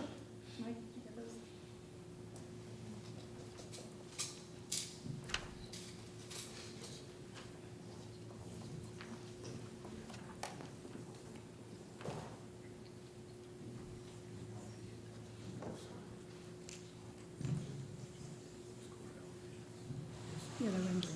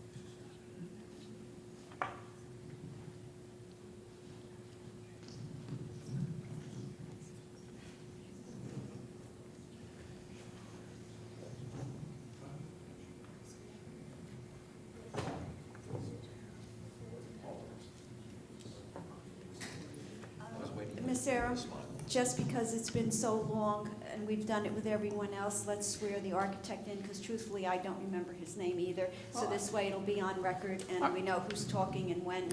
I don't think the architect's going to speak right Oh. now. But let me, I'm gonna reserve my questioning for the architect, until I complete those I intend to cross-examine first. Okay. Well, you know, basically, the practice of this board is we see where we are at 10 o'clock, and then we'll decide how far we go into other things, so, but we're okay, it's only 8:30. Okay. Let me go But back I to, would like to get as much done this evening as possible. I'm gonna move along. Sure, thank you. Mr. Fowler, if you'd step back, please, and I Yes, I just want to treat something. a couple of questions.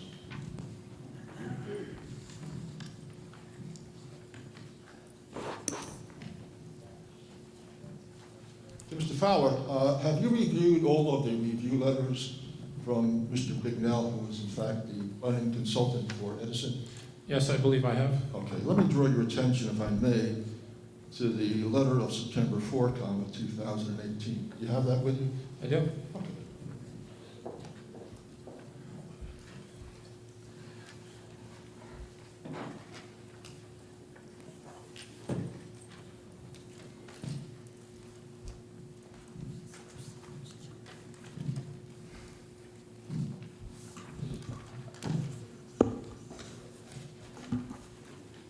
Mr. Gazarovski, what date did you say? Did you say May 7? So September 4, September 4. 2018. Is there a later one? Maybe one in January. No, that's the latest one. Okay. It's the second I'm amendment. sorry, but Mr. Bignell? Second amendment, thank you. Number 4. I know it's here somewhere, but in this voluminous pile of paper.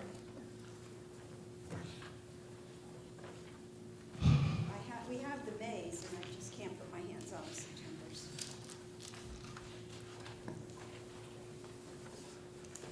Got it. September 4, 2018, Mr. Grasbowski? Yes, ma'am. Okay, got it. You have it? I have it. Can you get my copy? Yeah, I think I might have to. That's fine. Okay, now, Mr. Fowler, the front of this building is located on Inman Avenue, and the only ingress and egress to the building, as well as the adjacent plan, is on Inman Avenue as well, correct? Yes, that's Okay. correct.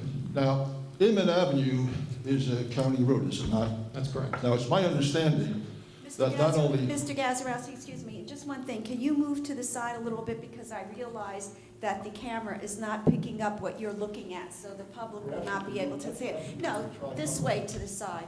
So this way the camera can see the site plan.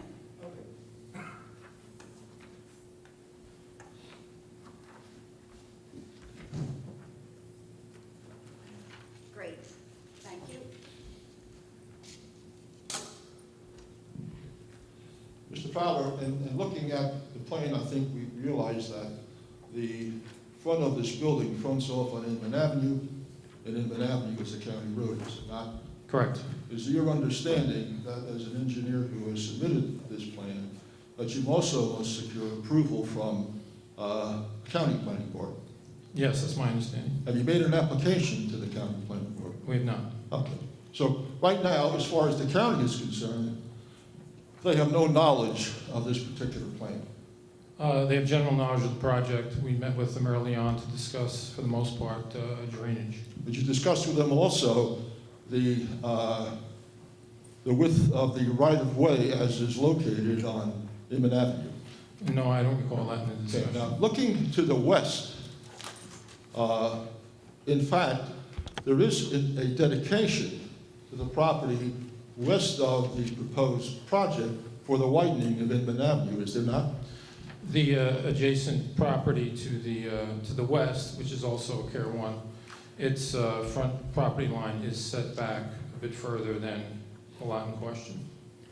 With For regard to what the- reason, I don't know. Well, but for having said that, you're in here tonight just not with regard to the approval for the project as is shown on these three lots, but this is really a site plan application incorporating also the other property which will be a part of Care 1. Yes, we are incorporating all the lots. Now, looking at that plan going towards your west, there has in fact been dedication for the widening of Inman Avenue, has there not? I don't know that for a fact, but as I said, the property line in front of the skilled nursing facility is set back further from from Inman Road. Not with regard to this application. That is correct. Okay. Now, the property to the east, where Lewis Court is located, that property is in fact, the property line is in fact set back, is it not? That I don't know. We did not survey that property. Are you aware of the fact that when Lewis Court was approved, that it called for dedication of road dedication concerning the widening of Inman Avenue to increase the right-of-way? No, I'm not aware of that. Make any attempt to determine whether it was or not? No, I did not. Okay, now when you go before the county planning board, have you made any effort to determine whether or not when this application comes before them, they will call for a granting of an easement or road dedication?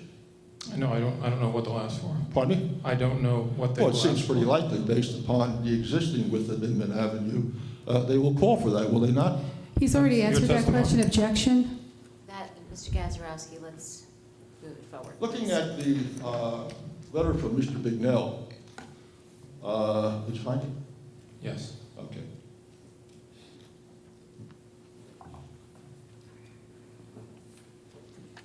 Now, on page 5 of his letter, under paragraph 12, he states recommendations. And one of the things he says in the very beginning,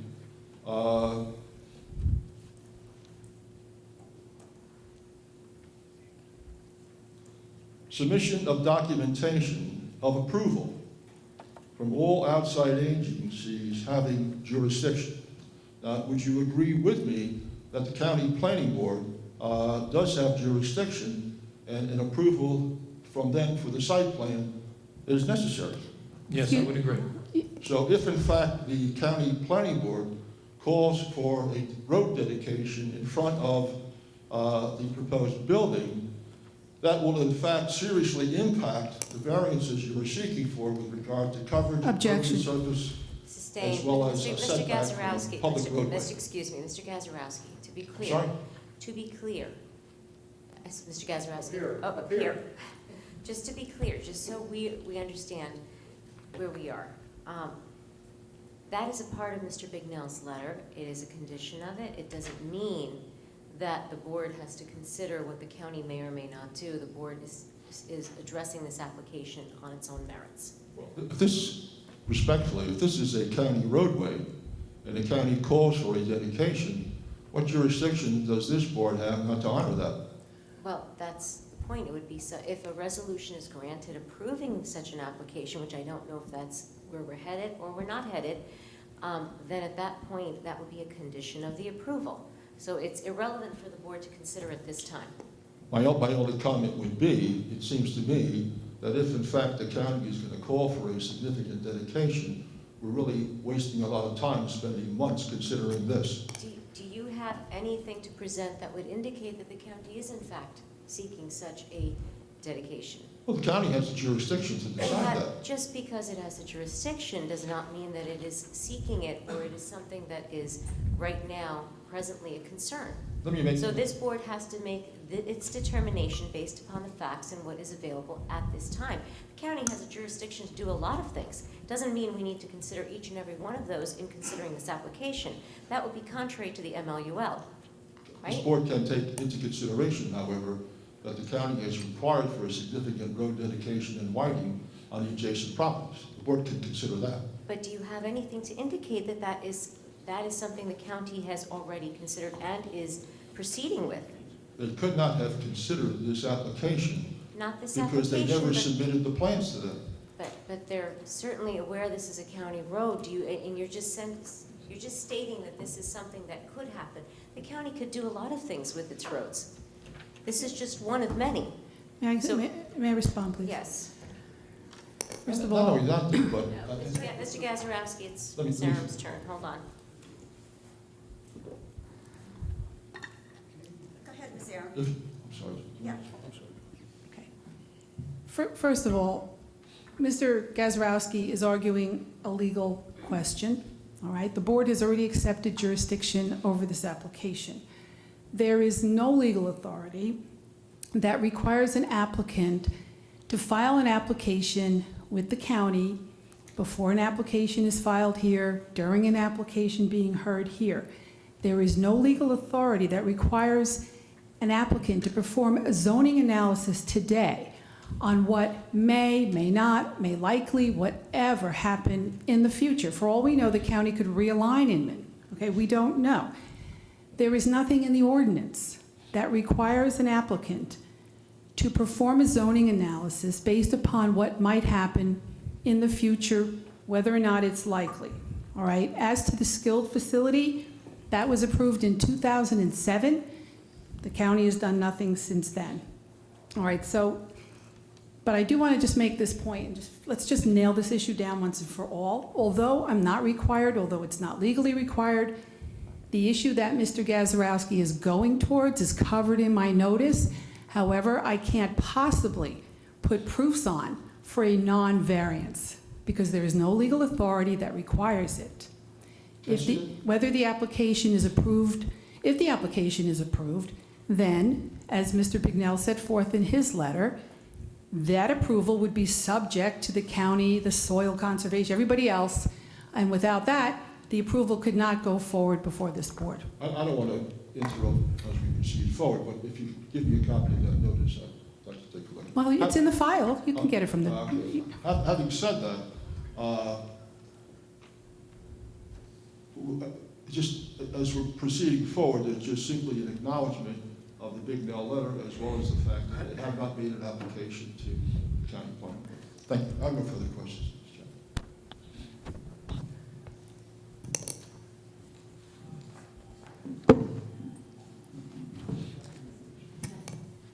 Mr. Gazarovski, you're still continuing, I'm assuming. Just briefly call the architect, please. Thank you. Just make sure you have the microphone, sir. Microphone. I'm sorry. That's okay. Briefly, just call the architect. Yeah. Sir, we're going to swear you in again and get your name on the record because it's been a couple of months since we've heard from you last.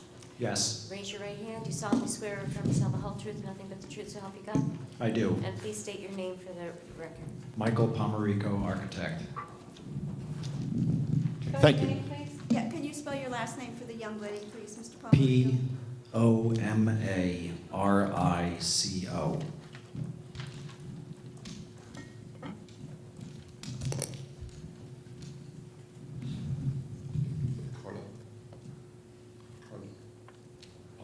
Pomarico. Mr. Pomerico, if you would, thank you for being here this evening. All I really want to see is if you have a colored rendering of the east elevation of the proposed building.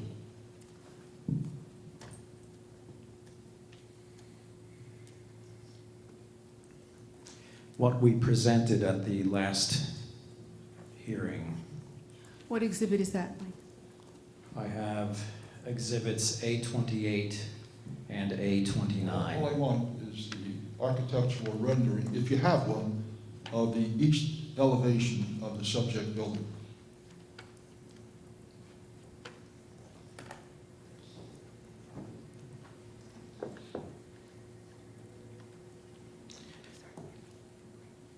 I have this rendering that shows all of the side elevations of the building are consistent I'm east going to to repeat west. my request, both gentlemen to the side so the camera can Yes, pick up what you're looking at, please. So the east and west elevations of the building are both consistent with each other, near identical. Okay, in height, character, size, shape, and form, and materials. This is an elevation that shows the south and west elevations. Excuse me, Mr. Pomerico, if you could just tell us which exhibit this is, A what? This is A19. Thank you. Now, if you can, in looking at this rendering or exhibit that you have, can you tell me how many, and you're saying that the west elevation is identical to the east elevation? Yes, right? sir. Can you tell me how many windows there will be facing the rear yards of Lewis Court? I would have to reference another drawing You could do that I that, don't fine. have here. I could bring it up and count. If you want an exact number, it would take me a moment to Sure. acquire it. Not a problem.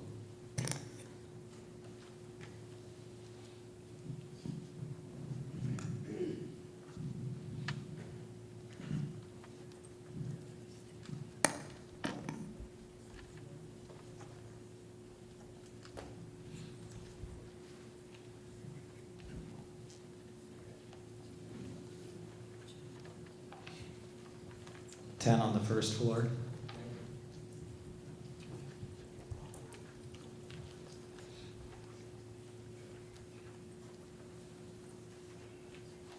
$13 on the second floor.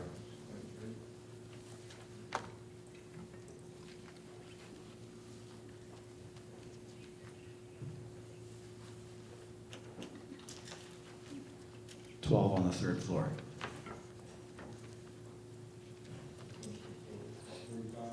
I'm sorry, I can't hear you, sir. So that comes to a total of how many? It was 10, 13. 13, and 12. What does that add up to? That's 35. 35, that's what I thought I said. Now, when you did that, did you also count those windows which are on the southerly end of the building, which may contain offices and/or the like? You want a count of windows on the south elevation? On the east elevation? These are, what would be the South. same elevation over here? East and west would be the same. So including those which are in And the... this is south, which faces Inman Avenue. Count those also as well, only as they face Lewis Court. None of the windows on the south face Lewis Court. How about in other words, how about these windows over here, which are on the westerly? Those were included. They were in the included in count. Yes, sir. 35? Okay. Yes. Now, if you can, with regard to this rendering, can you show me where the lighting or the security lighting will be located on the building, if you can? I would defer the lighting to Mr. Fowler. That's for fine. Site lighting. That's fine. Okay. You don't have a rendering showing the easterly elevation. You're saying it's identical? Yes, sir. Okay, fine. Now, in addition to that, to the east, there's also a parking field, is there not? Yes. And there's also lights in that parking field. Yes. Can you tell me from this design where the trash enclosure will be located? The trash enclosure is located on the east. On the easterly side? And that's also where the generator is located, is it not? Yes, sir. How about the loading and unloading areas? Where are they located? The loading is on the west. Okay. So generator and the trash enclosures are located on the easterly side. Yes.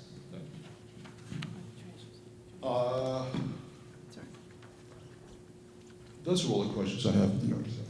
Could I just redirect for a second? Yes, go ahead, and then one of my board members has a question. Oh, I'll defer. Yeah, go ahead. No, go ahead. You sure? Yeah. Oh, Mr. Taglianetti. go Mr. ahead. Palmerico, the last time you here and testified, we asked you a question, not for the benefit of the neighbors, but for the benefit of those tenants that are going to residents in the property. And we asked if there was going to be sprinkled and to what code, and you were going to get back to us, and I did not hear back from you as to which code it was going to be under and whether or not it was going to be sprinkled. Sprinkled is in It's fire sprinkler. the fire sprinkler system. That would be NFPA 90. I have to check my notes. Two current codes are NFPA 13 and 13. 13, excuse me, yes, NFPA 13. 13. Yes, sir. My apologies. And the next question was, since the generator is on the eastern side of the building, were you going to increase the SDC ratings of the windows on that side of the building? No, there's no difference in the windows on the new building. There are no difference in the window design from east to west. So once that generator goes on and starts operating, the sound is going to be more prevalent on the east side of the building. I would defer any discussion relative to sound to the sound engineer. Okay, thank you. Okay, Ms. Aaron? Thank you, Mr. Taglianetti. Mr. Palmarico, the windows that you counted on the, was it the east side? East facade? East or west, yes. There were 35? Okay, will all of those windows be visible to the Lewis Court homes, or will any be screened by landscaping? Objection, that is really not within the scope of the architect's testimony. You asked him that. He can testify as to the building. He can't testify what the impact it may or may not have upon the adjacent properties. Well, yes, he can. He's the one that testified to all of those exhibits that showed all the sightlines. He most certainly can answer that question. I'm asking whether any of those windows will be screened by landscaping at some point or another. I mean, the testimony is there's landscaping that's going to happen. It's going to be planted. I'm not asking how many windows will be screened. I think she's just asking if there will be landscaping that will screen these windows at some point in time. I don't think I think it's already been testified to on direct numerous times, so and he's obviously capable of answering that question. I have visual simulations that show that information. That you testified to, correct? Yes. All right, thank you. No Okay. questions? No further questions? When you say you have visual simulations, and I think everything you have, you've identified as being a rendition, also a simulation. Now, simulation, as I understand it, would be something which you are projecting to be there in the future, correct? Yes. So when we're talking in terms of plantings, and I know there was testimony concerning that, do you know what the height of those plantings will be when they're planted? It varies on the location at which the simulation is created. Okay, what would be the smallest height of the planting as planted pursuant to any application which is approved? You know, excuse me. Mr. Fowler testified with section drawings as to the height of landscaping at planting at 5 years and 10 years. Maybe he's the person, unless Mr. Palmarico, do you feel that you can answer it? No, I would if you defer do? to Mr. Fowler. Okay. His exhibit shows that information more clearly than mine, the sectional. Mr. Fowler does? Mr. Fowler does. May I call him back, please? Sure. Thank you. Are you? Okay, Mike.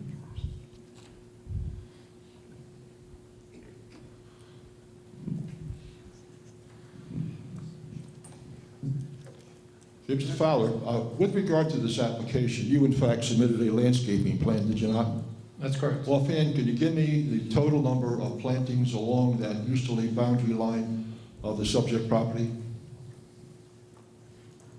I don't have that broken down like that, but we are planting 60 shade trees, 9 ornamentals, and 117 evergreen trees throughout the site. Okay. When you're referring to ornamental trees as well as shade trees, they lose their leaves in the wintertime, do they not? Yes. So in the wintertime, perhaps beginning in October, up until perhaps March, those trees will not have any foliage at all to block any light or anything else of that nature. Right, they will be void of leaves. I understand that. Now, you're then talking in terms of planting evergreens. What will be the height of those evergreens when planted? Our landscaping plan calls for 8 to 10 feet. Okay. Now, we know, do we not, that with regard to the adjacent property, if you were to plant trees that are 8 feet in height or 10 feet in height when planted, they would not shield any portion of any floor of the proposed building because of the change in the grade. No, they would, depending on where you were, they would certainly shield some of the building. Some of them? Some of the first floor? Yes. Any of the second No, floor? probably all of the first floor and maybe some of the second. Okay. I have no further questions.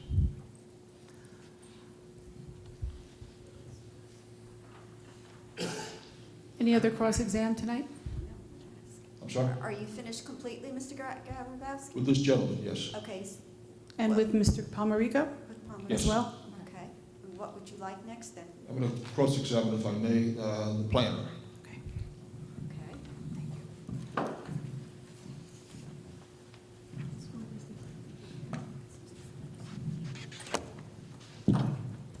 Just so the young lady can put it on record, this is Mr. Phillips.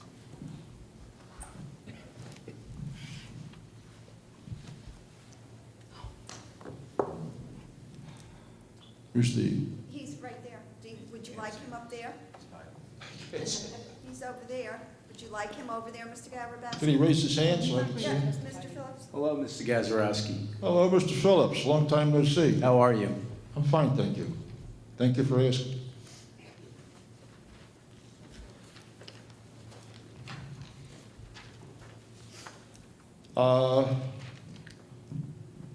Mr. Phillips, can you tell me when you were first retained by the applicant to examine the project in question?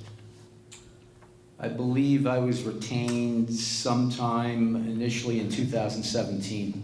Okay. During that time of through 2017 until the present, did you have occasion to examine the genesis of the proposal and then work its way through to as it presently is purported to be before this board? Yes. Okay. Now, as a planner, and I know you are in fact a licensed planner and a well-regarded one, but can you tell me the steps that you took in order to prepare yourself for testimony this evening? Sure. I think I testified to that in my direct testimony, but I'm happy to go through it again. Thank you. So I originally had met with the applicant to discuss the project. I had, on occasion, several occasions, visited the site and the surrounding neighborhood. I reviewed the zoning ordinance, zoning map, and master plan for the township of Edison. I attended all the hearings that have occurred so far in this application. I reviewed the reports of the board professionals. And did you review the review letter of Mr. Bignell, who was the board planner? I did. Would you agree with him that if in fact this board were to grant this application, they would also have to secure an approval from the county planning board because it faces Inman Avenue? I agree with that. Okay. Now, having said that, did you also review any of the file maps on previous applications which are adjacent to the subject property? No. Okay. Would you agree with me that there are in fact maps in existence, file map, which call for expansion of Inman Avenue and thus dedication of an increased right-of-way? I'm only aware by the references to it. I didn't independently research it. And is your opinion, not having researched it, was it your opinion, just as your general knowledge of a planner, that there would in fact have to be a road dedication in front of this proposed site? I have no knowledge to either confirm or deny that representation. Okay, I'm not making a representation, I'm just asking you a question. But I accept your answer. Now, with regard to KR1, during the course of testimony, there's been reference to a number of other sites that the applicant presently has throughout the state of New Jersey. Are you aware of that? I recall there may have been references to other Care One projects. Okay. Were you ever involved in applications concerning other KR1 projects? Yes. How many? Half a dozen or so, give or take. Okay. So basically, you're employed by KR1 in your testimony here this evening is somewhat covered by your relationship with this client, is it not? I object to that. I don't even understand what's being implied by that question. Just asking him whether or not KR1 is a steady client of his. He testified in response to your question that he has been involved in give or take half a dozen applications for Care One. That does not mean he's employed by Care One. It doesn't mean that influences anything. Did Care One in those other applications retain you to provide services as a planner? Yes. Did you so appear before planning boards with respect to those applications? I did indeed. And did some of those applications also require bulk variances? Most of them required variances, which is why I was retained. Okay. Did some of them require use variances? Yes. How many of them required use variances? Probably the majority of the half dozen or so. Okay.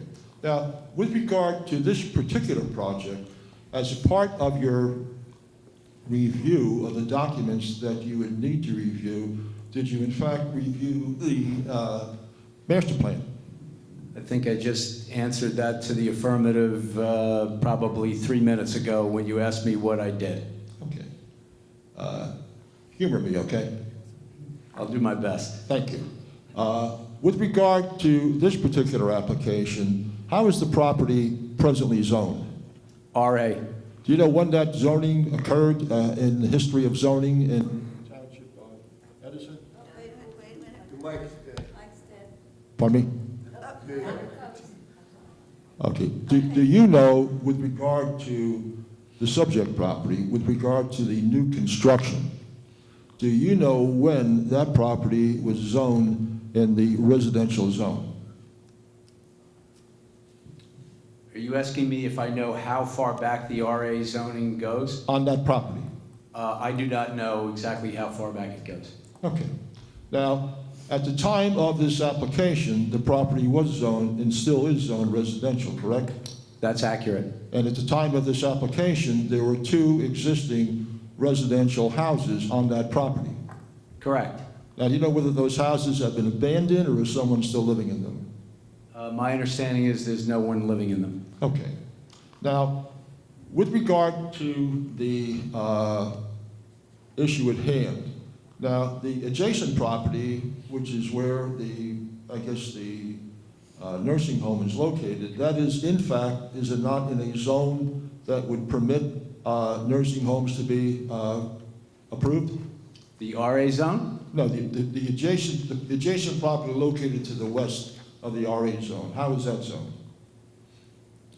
Which property are you talking about? Talking about the property that's owned by Kier 1, located immediately adjacent to the property where the construction or approvals to take place. It's in the RA zone. Both pieces are in the RA zone? Yes. In other words, this entire project for all of the uses in question are in the RA zone? That's correct. So what you're also seeking is not only a use variance for the lots, which are 3 lots, but you're also seeking an expansion of what, a pre-existing non-conforming use? No, we're not expanding the nursing facility. Well, at one point in time, where the nursing home is presently located, they made application for use variance, did they not? My understanding is that facility goes back and give or take roughly 50 years. Okay. Care 1 has been operating it for roughly about 20 years. And Care 1, I think, based on the approval from 20 years ago, was granted variance relief. I didn't go as far back as 50 years. Well, that would be back, I believe, in the year 2000, where there was a resolution passed by the Zoning Board of Adjustment, correct?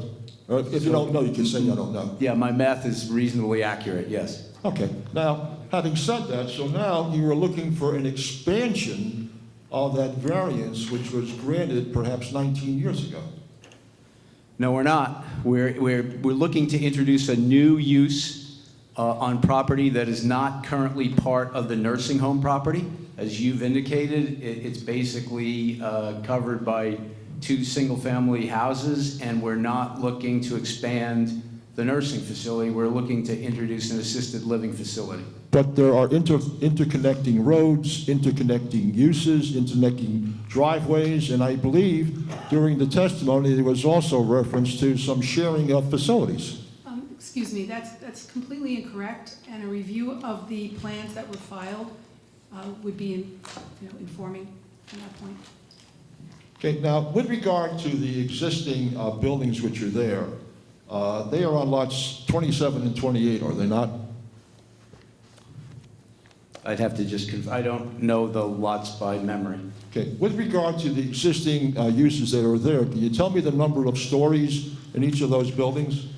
The nursing facility is a single-story building. Okay. Now, the proposed use is for a 3-story building, is it not? That's correct. So we're increasing the nature or the type of the use from a 1-story facility which exists to one which is now 3 stories in height. No, we're introducing or proposing a new assisted living facility, which we're proposing at 3 stories to be adjacent to an existing 1-story nursing home. That's the way I would characterize it. But aren't you also seeking to have a consolidation of all those lots? Aren't there shared driveways and connecting walkways and the like? Again, I object. Mr. Gazarovski should review the plans that I have were reviewed the submitted. plans. Then you will know what the plan is. I do know what the plan is. You do not know if that is your question. If you Well, wasn't part of the testimony saying that the assisted living facility, which we're now proposing, will sort of complement the other use, which is a nursing facility, so that when they reach... Okay, by going back and forth, by going back and forth is not going to accomplish anything. As Ms. said, the record and the plans speak for themselves, and it is of record, so I think that's settled. Mr. Excuse me. Yes, sure. Can we get a little break for the reporter? Yeah, I told you to give me a time. Yes, you Okay, did. we're going to take about a 5 to 10 minute break. Okay, thank you. Come on, everyone, want to take your seats, please, so we can get moving along? Okay, we're back in session. Okay, Mr. Gazarovski, what's next on your agenda? Okay, who's next?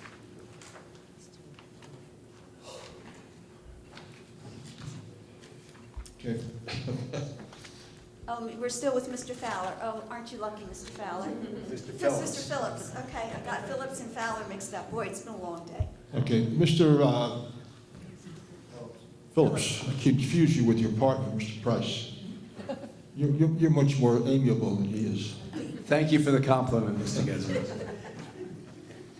Now, as part of your preparation for testimony, did you also review the last resolution of the Zoning Board of Adjustment concerning the overall use on all portions of this property?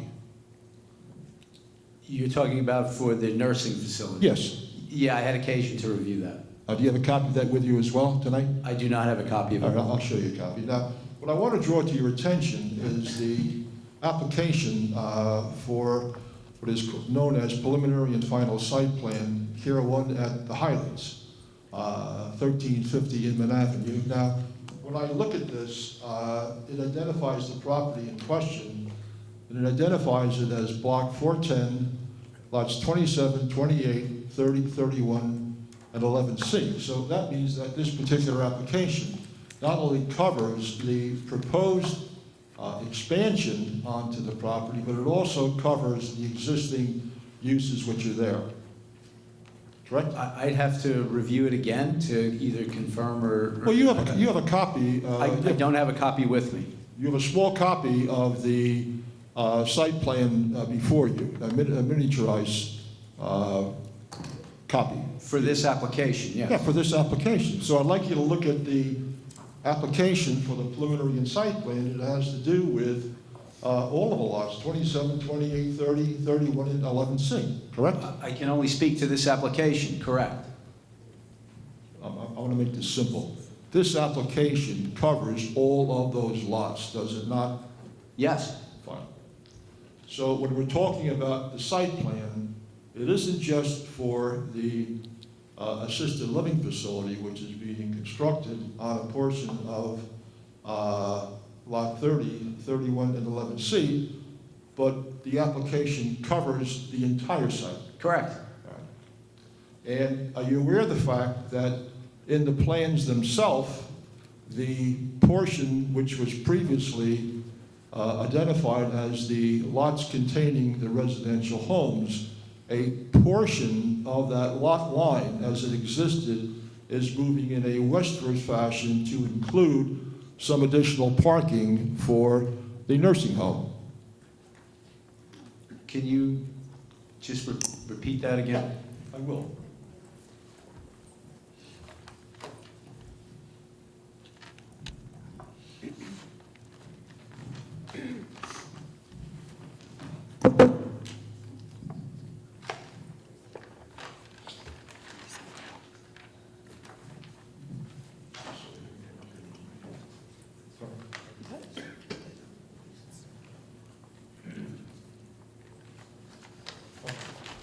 I'm looking at what is shown in my plans, and I think you have an earlier plan, but the page would be the same, and I'm trying to be drawing number CS 100. I have a plan as last revised 6/7/18 in front of me. Okay. Now, I want you to look at the easterly portion of the property where the proposed footprint of 31,285 square feet is located. You see that? It's colored in dark. Can you tell me which sheet you're on? I'm on sheet CS 100. Got it. Okay. And looking at the westerly line of the lots which are known as 30, 31, and 11C, in order to construct that parking field, which is shown on the westerly line, it is in fact going over onto what was existing lot 28. Can you point to me, in order for me to answer that, can you point to me the sheet that shows those, lots best on the plan sheet? Because unless... Well, they don't really show it clearly on that exhibit, but if you look at and you scale it, you can see that the parking field in the westerly side of goes over. Are you aware of that or not?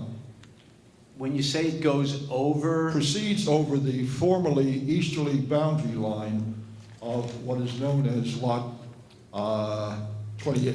In other words, this application calls for not only a site plan, but a consolidation of all the lots, does it not? This application is for all the lots and everything within the confines of the lots, absolutely. Okay. I don't know exactly because I don't have a good block and lot map, and I take your word for it. Okay, I appreciate that.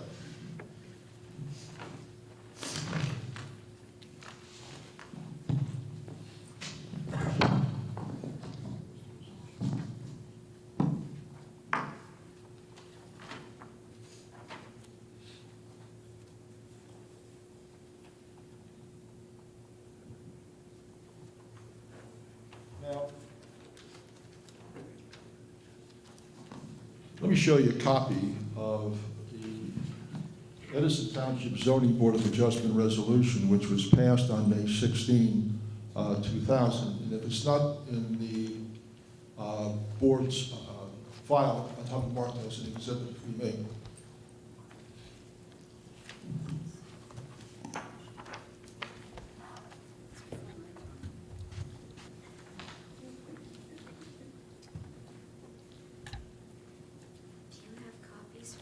I don't, I'm sorry, I don't. Did you submit this resolution as part of the application at all, the May 16, 2000?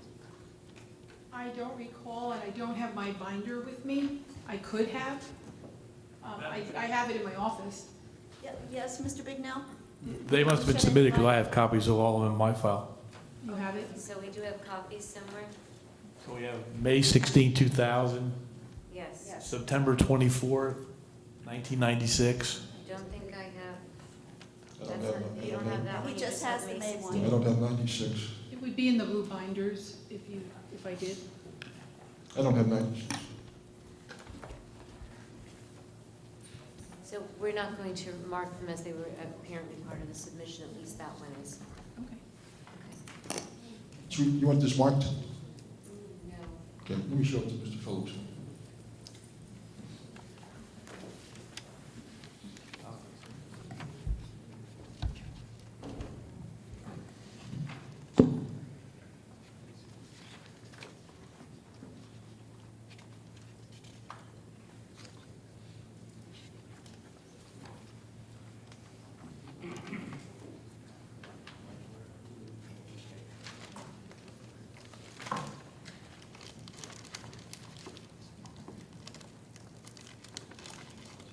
Yeah, I'm not going to read the whole thing, but I have had occasion to review this.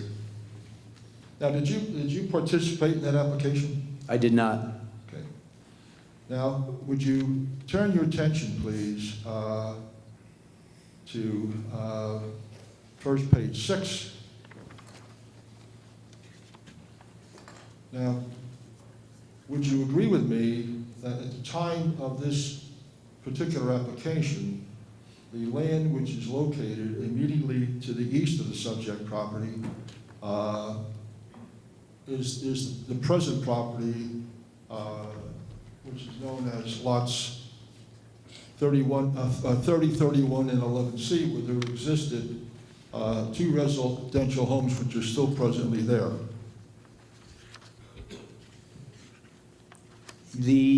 My understanding and recollection is that with regard to this application, it did not include the 2 residential properties that you cite. Right. Now, with this particular application, we are incorporating those other lots into the overall plan, which I believe earlier has been testified to. Correct.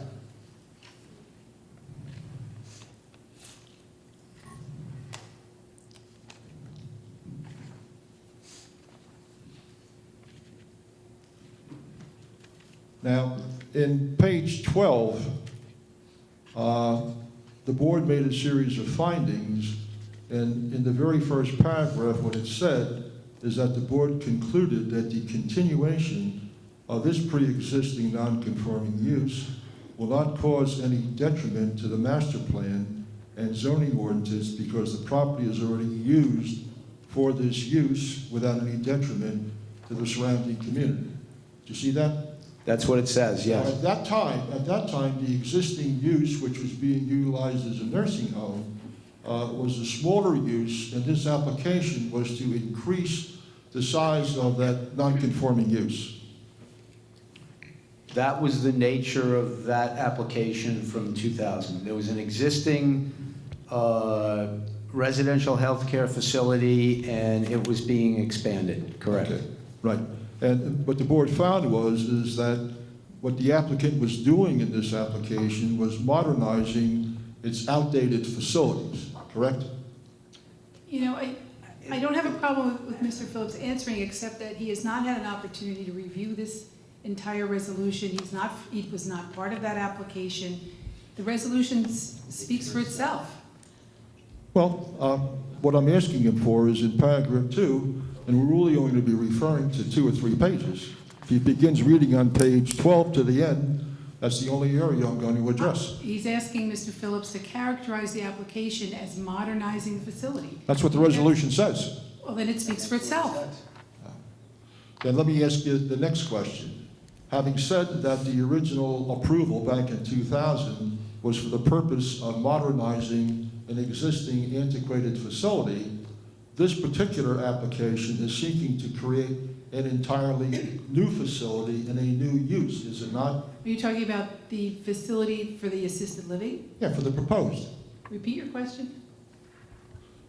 What I'm saying is that the earlier approval, when you read the resolution, was predicated upon the applicant at that time, as is set forth in paragraph 2 of the wherefore clause, that the board finds and concludes that the applicant is modernizing its outdated facilities. And my question is, we are not here this evening to discuss the modernizing of any building. We are here tonight talking about expanding, securing a use variance for an entirely new facility and an entirely new use. Objection. The application speaks for itself as to whether or not it's a new use. The use is characterized in the zoning ordinance. Madam Chairman, do you have a response to that? I think the application is clear on its face. Okay.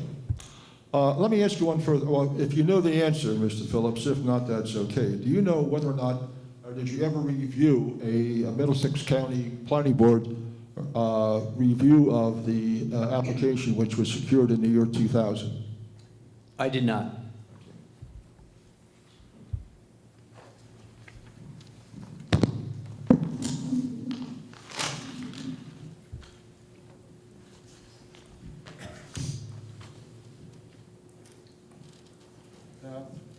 Do you know when the master plan in Edison was adopted? Yes.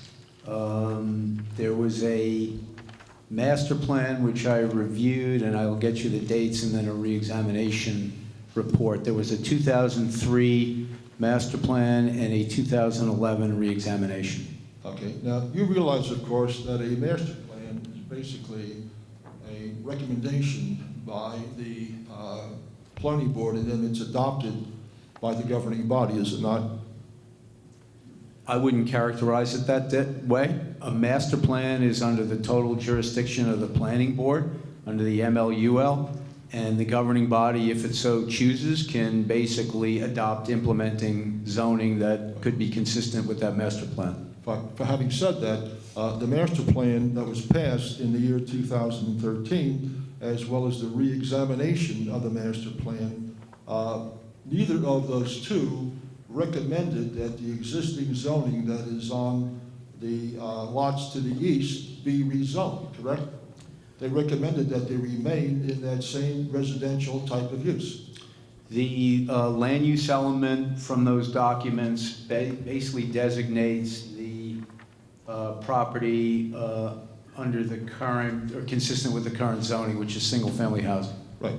So at the time of the passing of the master plan, as well as the time of the passing of the re-examination of the master plan, the planning board recommendation was that the master plan provide for the use of the subject property, which is here, that it be consistent with and utilized for a residential use. That's correct.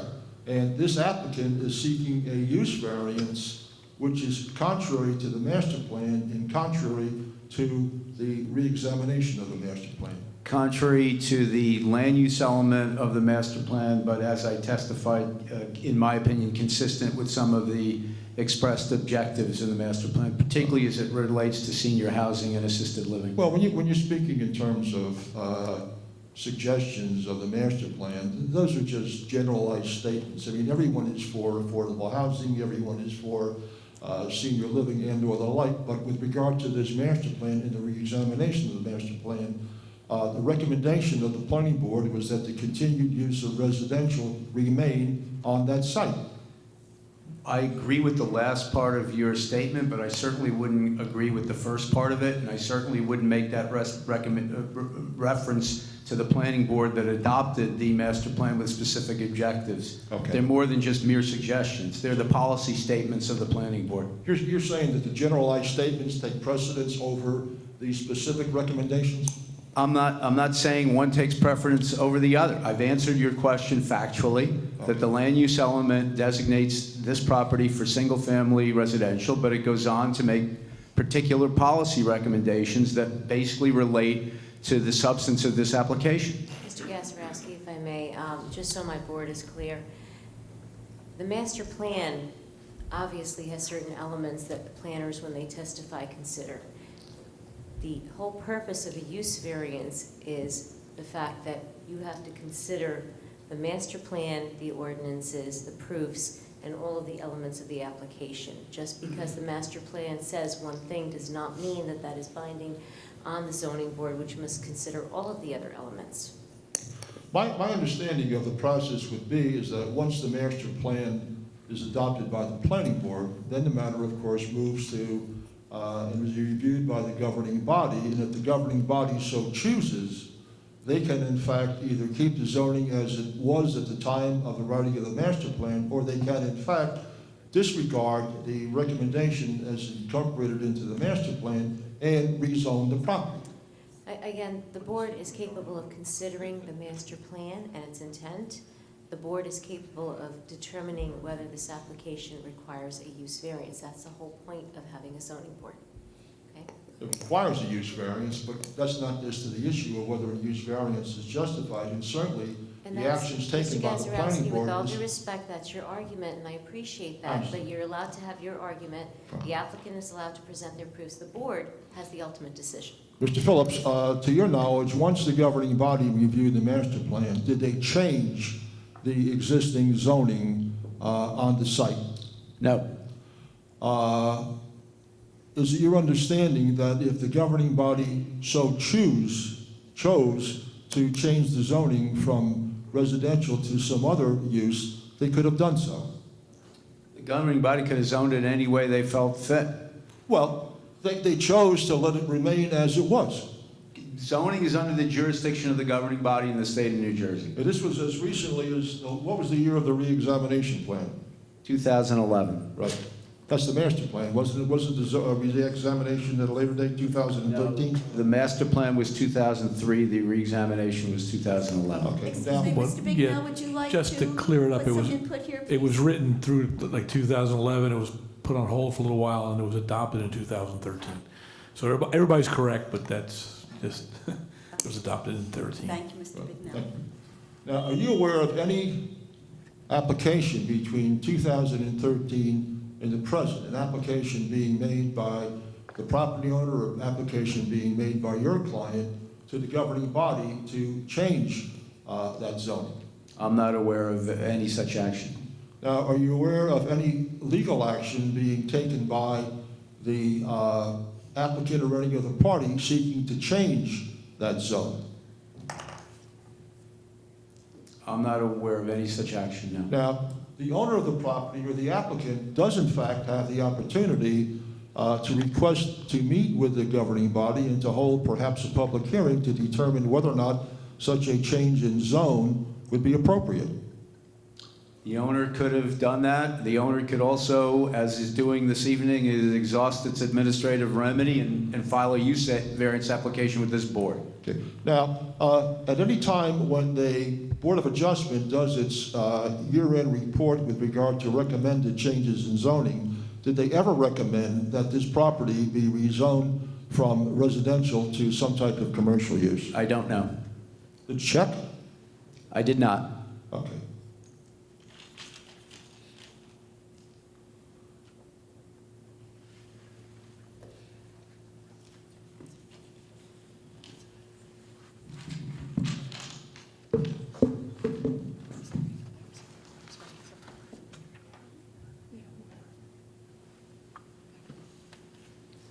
Now, excuse me for 1 second. In the county master plan, did you have occasion to review that prior to your giving testimony today? Not in connection with this application, no. Okay. Are you aware of the fact that the county master plan for this particular area in question recommended in section 11-5.3 that the recommended right-of-way for Inman Avenue be 110 feet? Not aware. Okay. Now, in front of the existing lot in question, can you tell me what is shown on the plan of the engineer with regard to the right-of-way?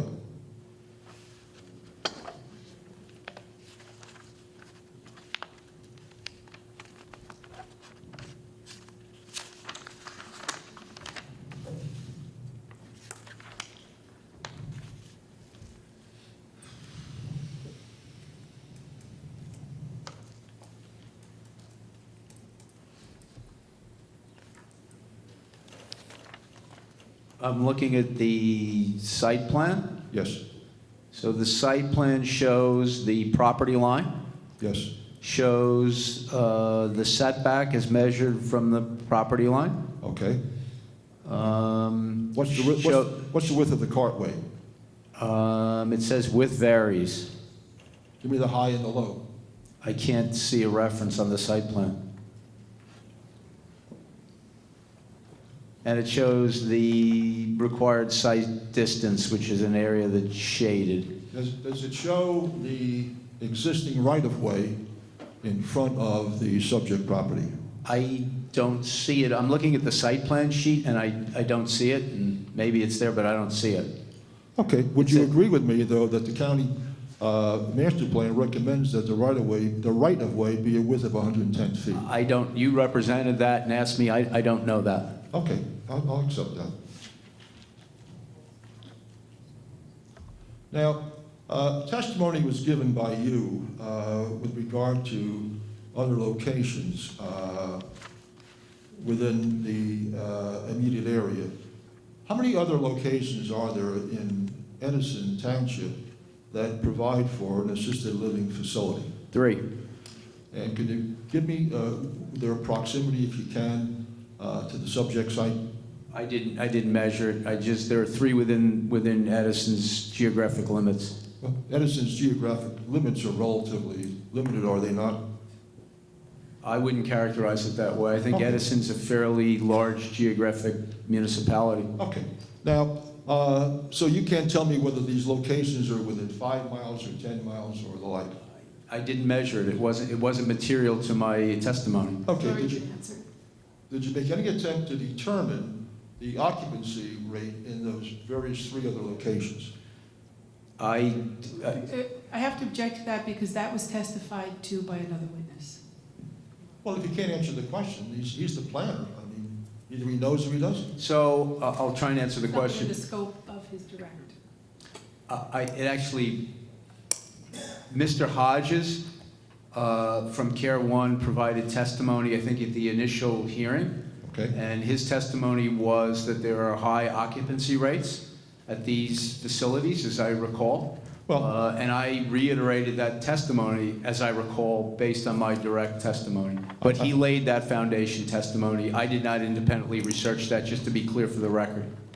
well, when he says high occupancy rates, you do not know, for example, if there's a facility that has 100%, rather 100 beds, what the exact number of vacancies there would be. I have to object again. That testimony was provided by Mr. Hodges. It's Very detailed testimony. There was never testimony given as to the exact number of beds being occupied. It was simply Yes, it a was. reference to the fact that there was a high occupancy rate. No, that's incorrect. Well, tell me what they are. Tell me I what. think the record does speak for itself. It was in the record. I'm sorry? It was in the record and it does speak for itself. Now, Mr. Phillips, would you agree with me that in addition to the use variance itself, that there are things that must be considered as to the other uses or amenities that go along with this building? I'm not sure I understand the Well, question. for example, the location of the HVAC systems. That's an amenity or part of the building, is it not?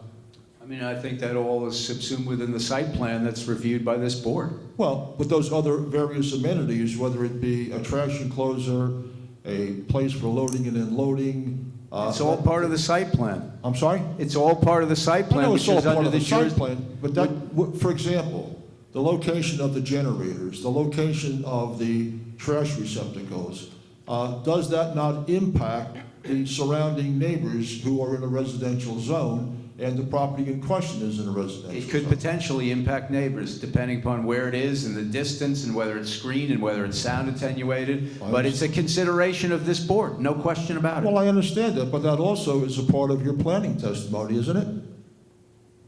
If it's relevant to the planning testimony, or if a prior witness didn't testify to it, I may testify to it. My testimony speaks for itself. Okay. Is it your belief then that you're not prepared to testify as to what impact, if any or not, the presence of that generator would have on the adjacent No, that's not properties? my testimony, Well, that I'm not prepared to testify to it. Well, what is your testimony then? If you have no knowledge of it, you can't testify to it. I didn't Fine. say I didn't have knowledge of it. Mr. Gazarovski, would you, it might be beneficial to move this matter along to simply ask him, what is your opinion as to a particular topic as opposed to generalities? Okay, Mr. Phillips, there is in fact a generator located on the easterly side of the building, correct? Correct.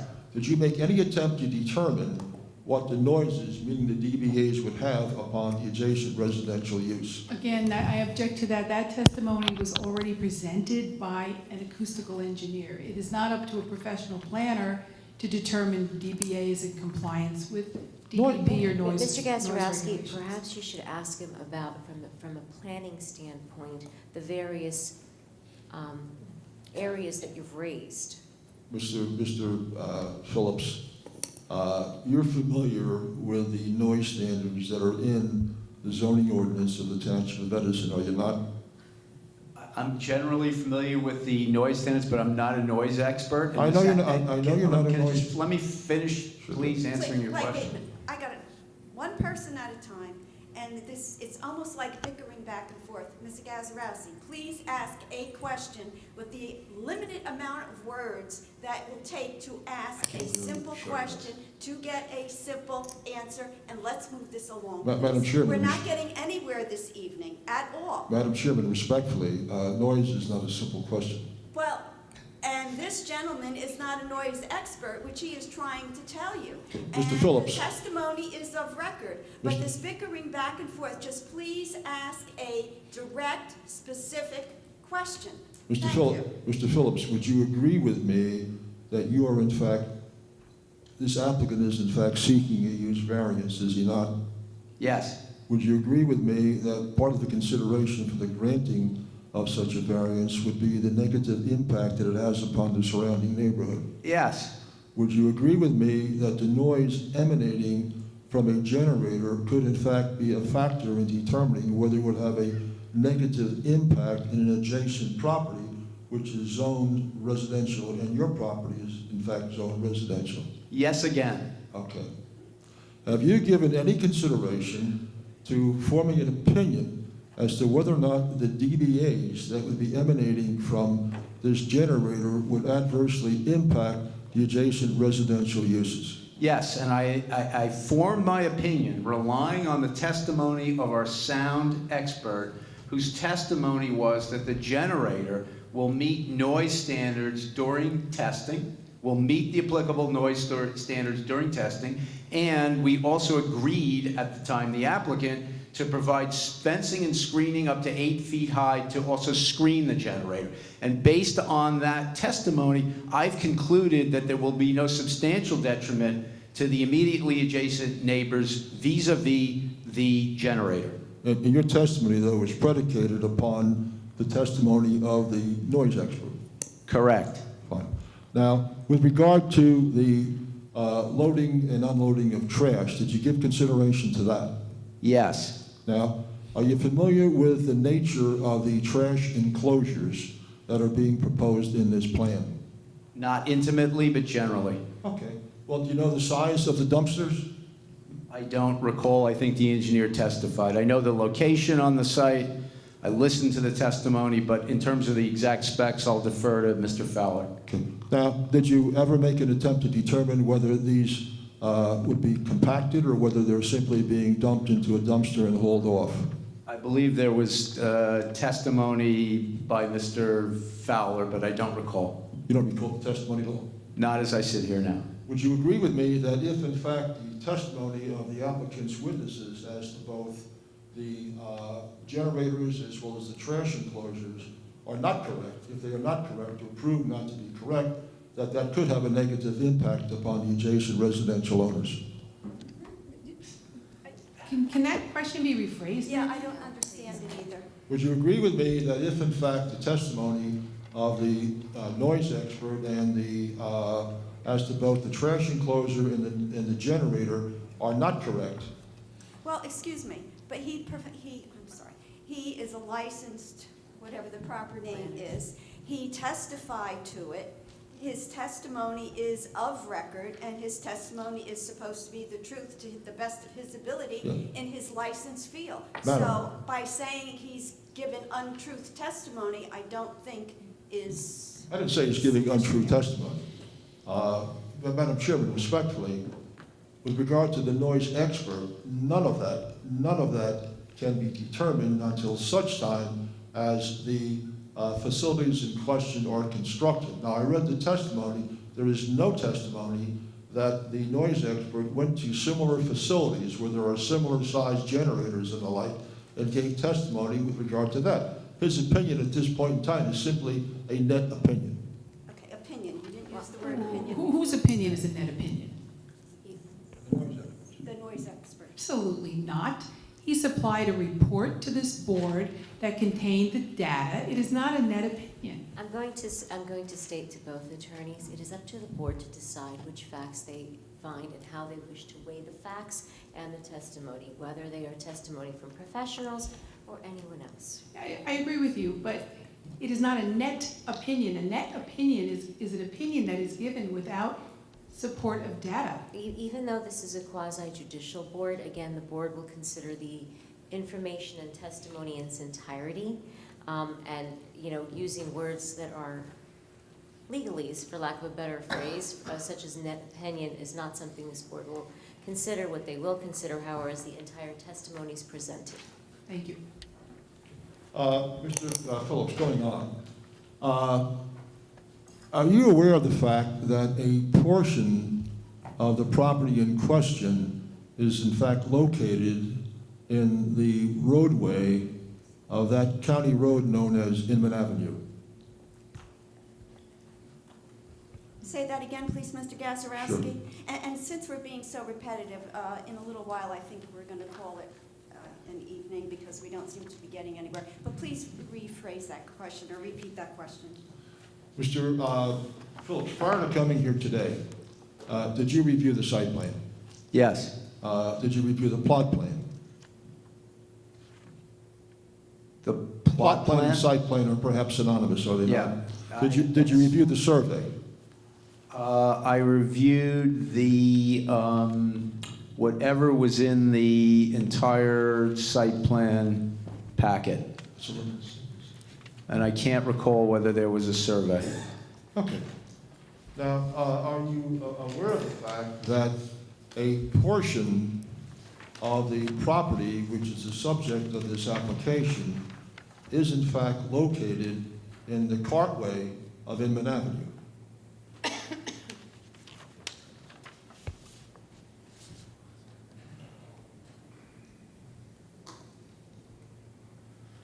There may be a small portion that extends into the cartway based on my review of the site plan. Right. So, just for clarity's purposes, a portion of the proposed site plan is in fact in the cartway or the right-of-way of Inman Avenue. I'm just referring to the site plan. I'll defer to the engineer for the exact specifications. I'm only looking at what I review. Okay. Now, do you know whether or not in preparing for your testimony and giving, for example, testimony as to the total acreage of the subject fight, you included that portion of 11C, which is in fact in Inman Avenue? I have to object again. The form of the question is confusing. Also, this is the professional planner. He is not the one that includes this or that. That would be a question for the engineer. No, it's not for this reason. The planner is giving testimony with regard to issues concerning impervious surface, setbacks, things of that nature. If he, in this particular case, it's extremely sensitive to that because depending upon the actual total acreage which is available for use by the applicant, that does impact setbacks, coverage, and the like. It does. Why don't you rephrase the question, or we just... All right. How much more do you have for this gentleman? You know, Madam Shirley, I do have a bit more. This might be a good point to stop. It's 5 minutes. Well, it's up to you because we don't seem to be getting anywhere this evening, but if that's what you, I think that's a good idea. But as long as you have said that, I'm going to take this opportunity, Mr. Phillips. Since you mentioned the fact that you have worked on other Care 1s, I did a little research, and I think you're the person that would be able to confirm this for my own knowledge. There's a Care 1 on 599 Cranberry Road, correct? Which is a major road. Which is In East Brunswick? East Brunswick, I'm sorry, yes, East Brunswick. Yes. Yes, there's an existing facility on Cranberry Road in East Brunswick. That's one floor, and that's a main road. And then there's another one in Bound Brook on Highway 22, which is for Alzheimer's. I'm not aware. I was never involved in anything part of Bound Brook. And then there's another one on Highway 34 in Holmdel, which is also a one floor. Wasn't involved in that. Okay. Madam Chairman, we can get you an accurate list if you want it. No, I'm just asking for my own knowledge. Because what you're saying may or not, we don't know. Okay, well, that's what I'm saying, just what he does know, because he said he was involved in a couple Yes. of them. And there's also one on Highway 138 in Wall. Do you know anything about that one? Yes. Okay. I Yes, I know a lot Okay, about that one. All right, then I won't ask. I can tell what that is. Okay, and there is one in the hospital in her family, isn't there? I wasn't involved, if there is, I wasn't involved in it. Okay, okay, great. Okay, so I then think for this, yes. Yes, that's a good idea, I was going to say. Now, just to know where we're going for the September meeting, Mr. Kazarowski, what else do you plan to do at the next meeting? I will complete my cross-examination by Mr. Phillips. And may I ask one question or one favor of you? When you come back, I would really appreciate direct questions, so this way we can move it along. And so you're going to complete with Mr. Phillips, and what else? I'm going to examine the, what do you call them, an evaluator who gave testimony this evening. Oh, the real estate person. And I think there was one other witness that testified that I have not cross-examined, the traffic individual, as well as the noise expert.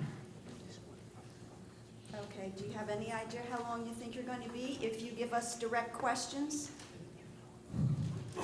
Perhaps if I received direct answers, I would not be Well, asking you as will, many if you indirect give questions. if you give direct questions, you will get direct answers. I will make sure of that. Okay, fine. So how long do you think you will need, so we It's can going to get an certainly take, idea? I'm certainly going to take up the better part of the next meeting with my cross-examination. Okay.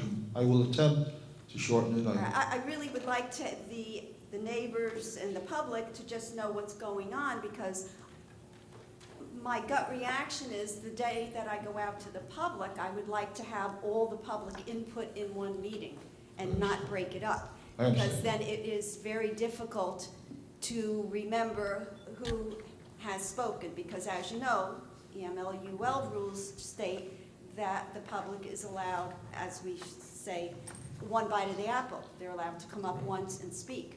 And if I break it up into two, it's going to be very difficult to distinguish who came up the first time, so they don't come up the second time, because that's not fair to this hearing and it's not fair to all the other hearings. So as long as we know all of that, then my board will take into consideration what we have to do on their notice. Yes, go ahead. Do you believe that you will complete your direct examinations with respect to your witnesses on the next meeting? After listening to the testimony of Mr. Stack, I may also call an appraiser. Okay, so the probability is if we continue this, which we're continuing it to September 17th, it is unlikely you will be complete, so it looks like there will be another meeting for the public. I think that's I correct. presume, because then Ms. Aram also has an opportunity for rebuttal witnesses before we go out to the public. That's fine. And to cross-examine. And cross-examine his witnesses, Okay. So for the neighbors, do you understand all of that? Just so you know for your scheduling, if you want to sit home in your living rooms and watch this on TV, you're not going to be heard on the 17th either. It'll be probably the next meeting whenever we have to look at the agendas and see where it falls. And I don't think it's the first meeting in October already has a big application, so I'm guessing we're looking, and I have to speak with our secretary on this, but I'm guessing we're looking at either the second meeting in October or into November. Thank you. Okay, thank you. Ms. Jim gone? We need resolutions. We need resolutions. Okay, well, I guess I can do that. Okay, in the absence of our secretary, in the absence of our zoning person, okay, we don't have any resolutions to do. Okay, resolutions to be adopted. KC 23-2019, Mohammed Khan. Sorry, I just had to interrupt that, just so it's clear for the record. Are we back on No, this no, no, application? It is, no, it is on this application, just in terms of, I'm sorry, wait a there's second. no, Could you just wait a yeah. second, because I Sorry. stopped.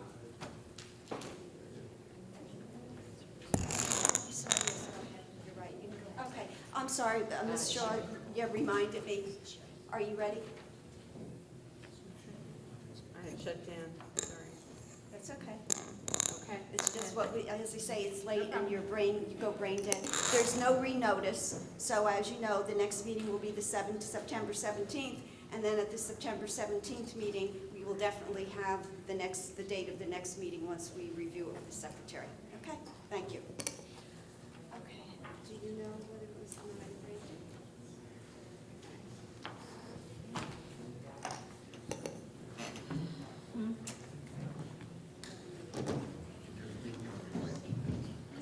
just bear along with me, please, since the secretary is not here.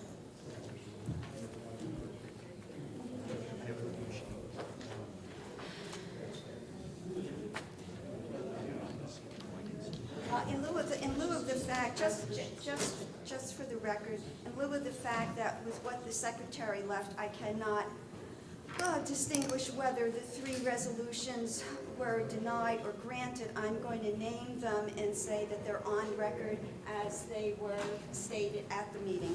So it's KC 23-2019 Mohammed Khan, Z 19-2019 Saket Sharma, and Z 24-2019 Sanjeni. Do I have a motion to approve? Motion to approve. Do I have a second? Second. All in favor? Aye. Thank you. Motion to? Motion to adjourn. Second.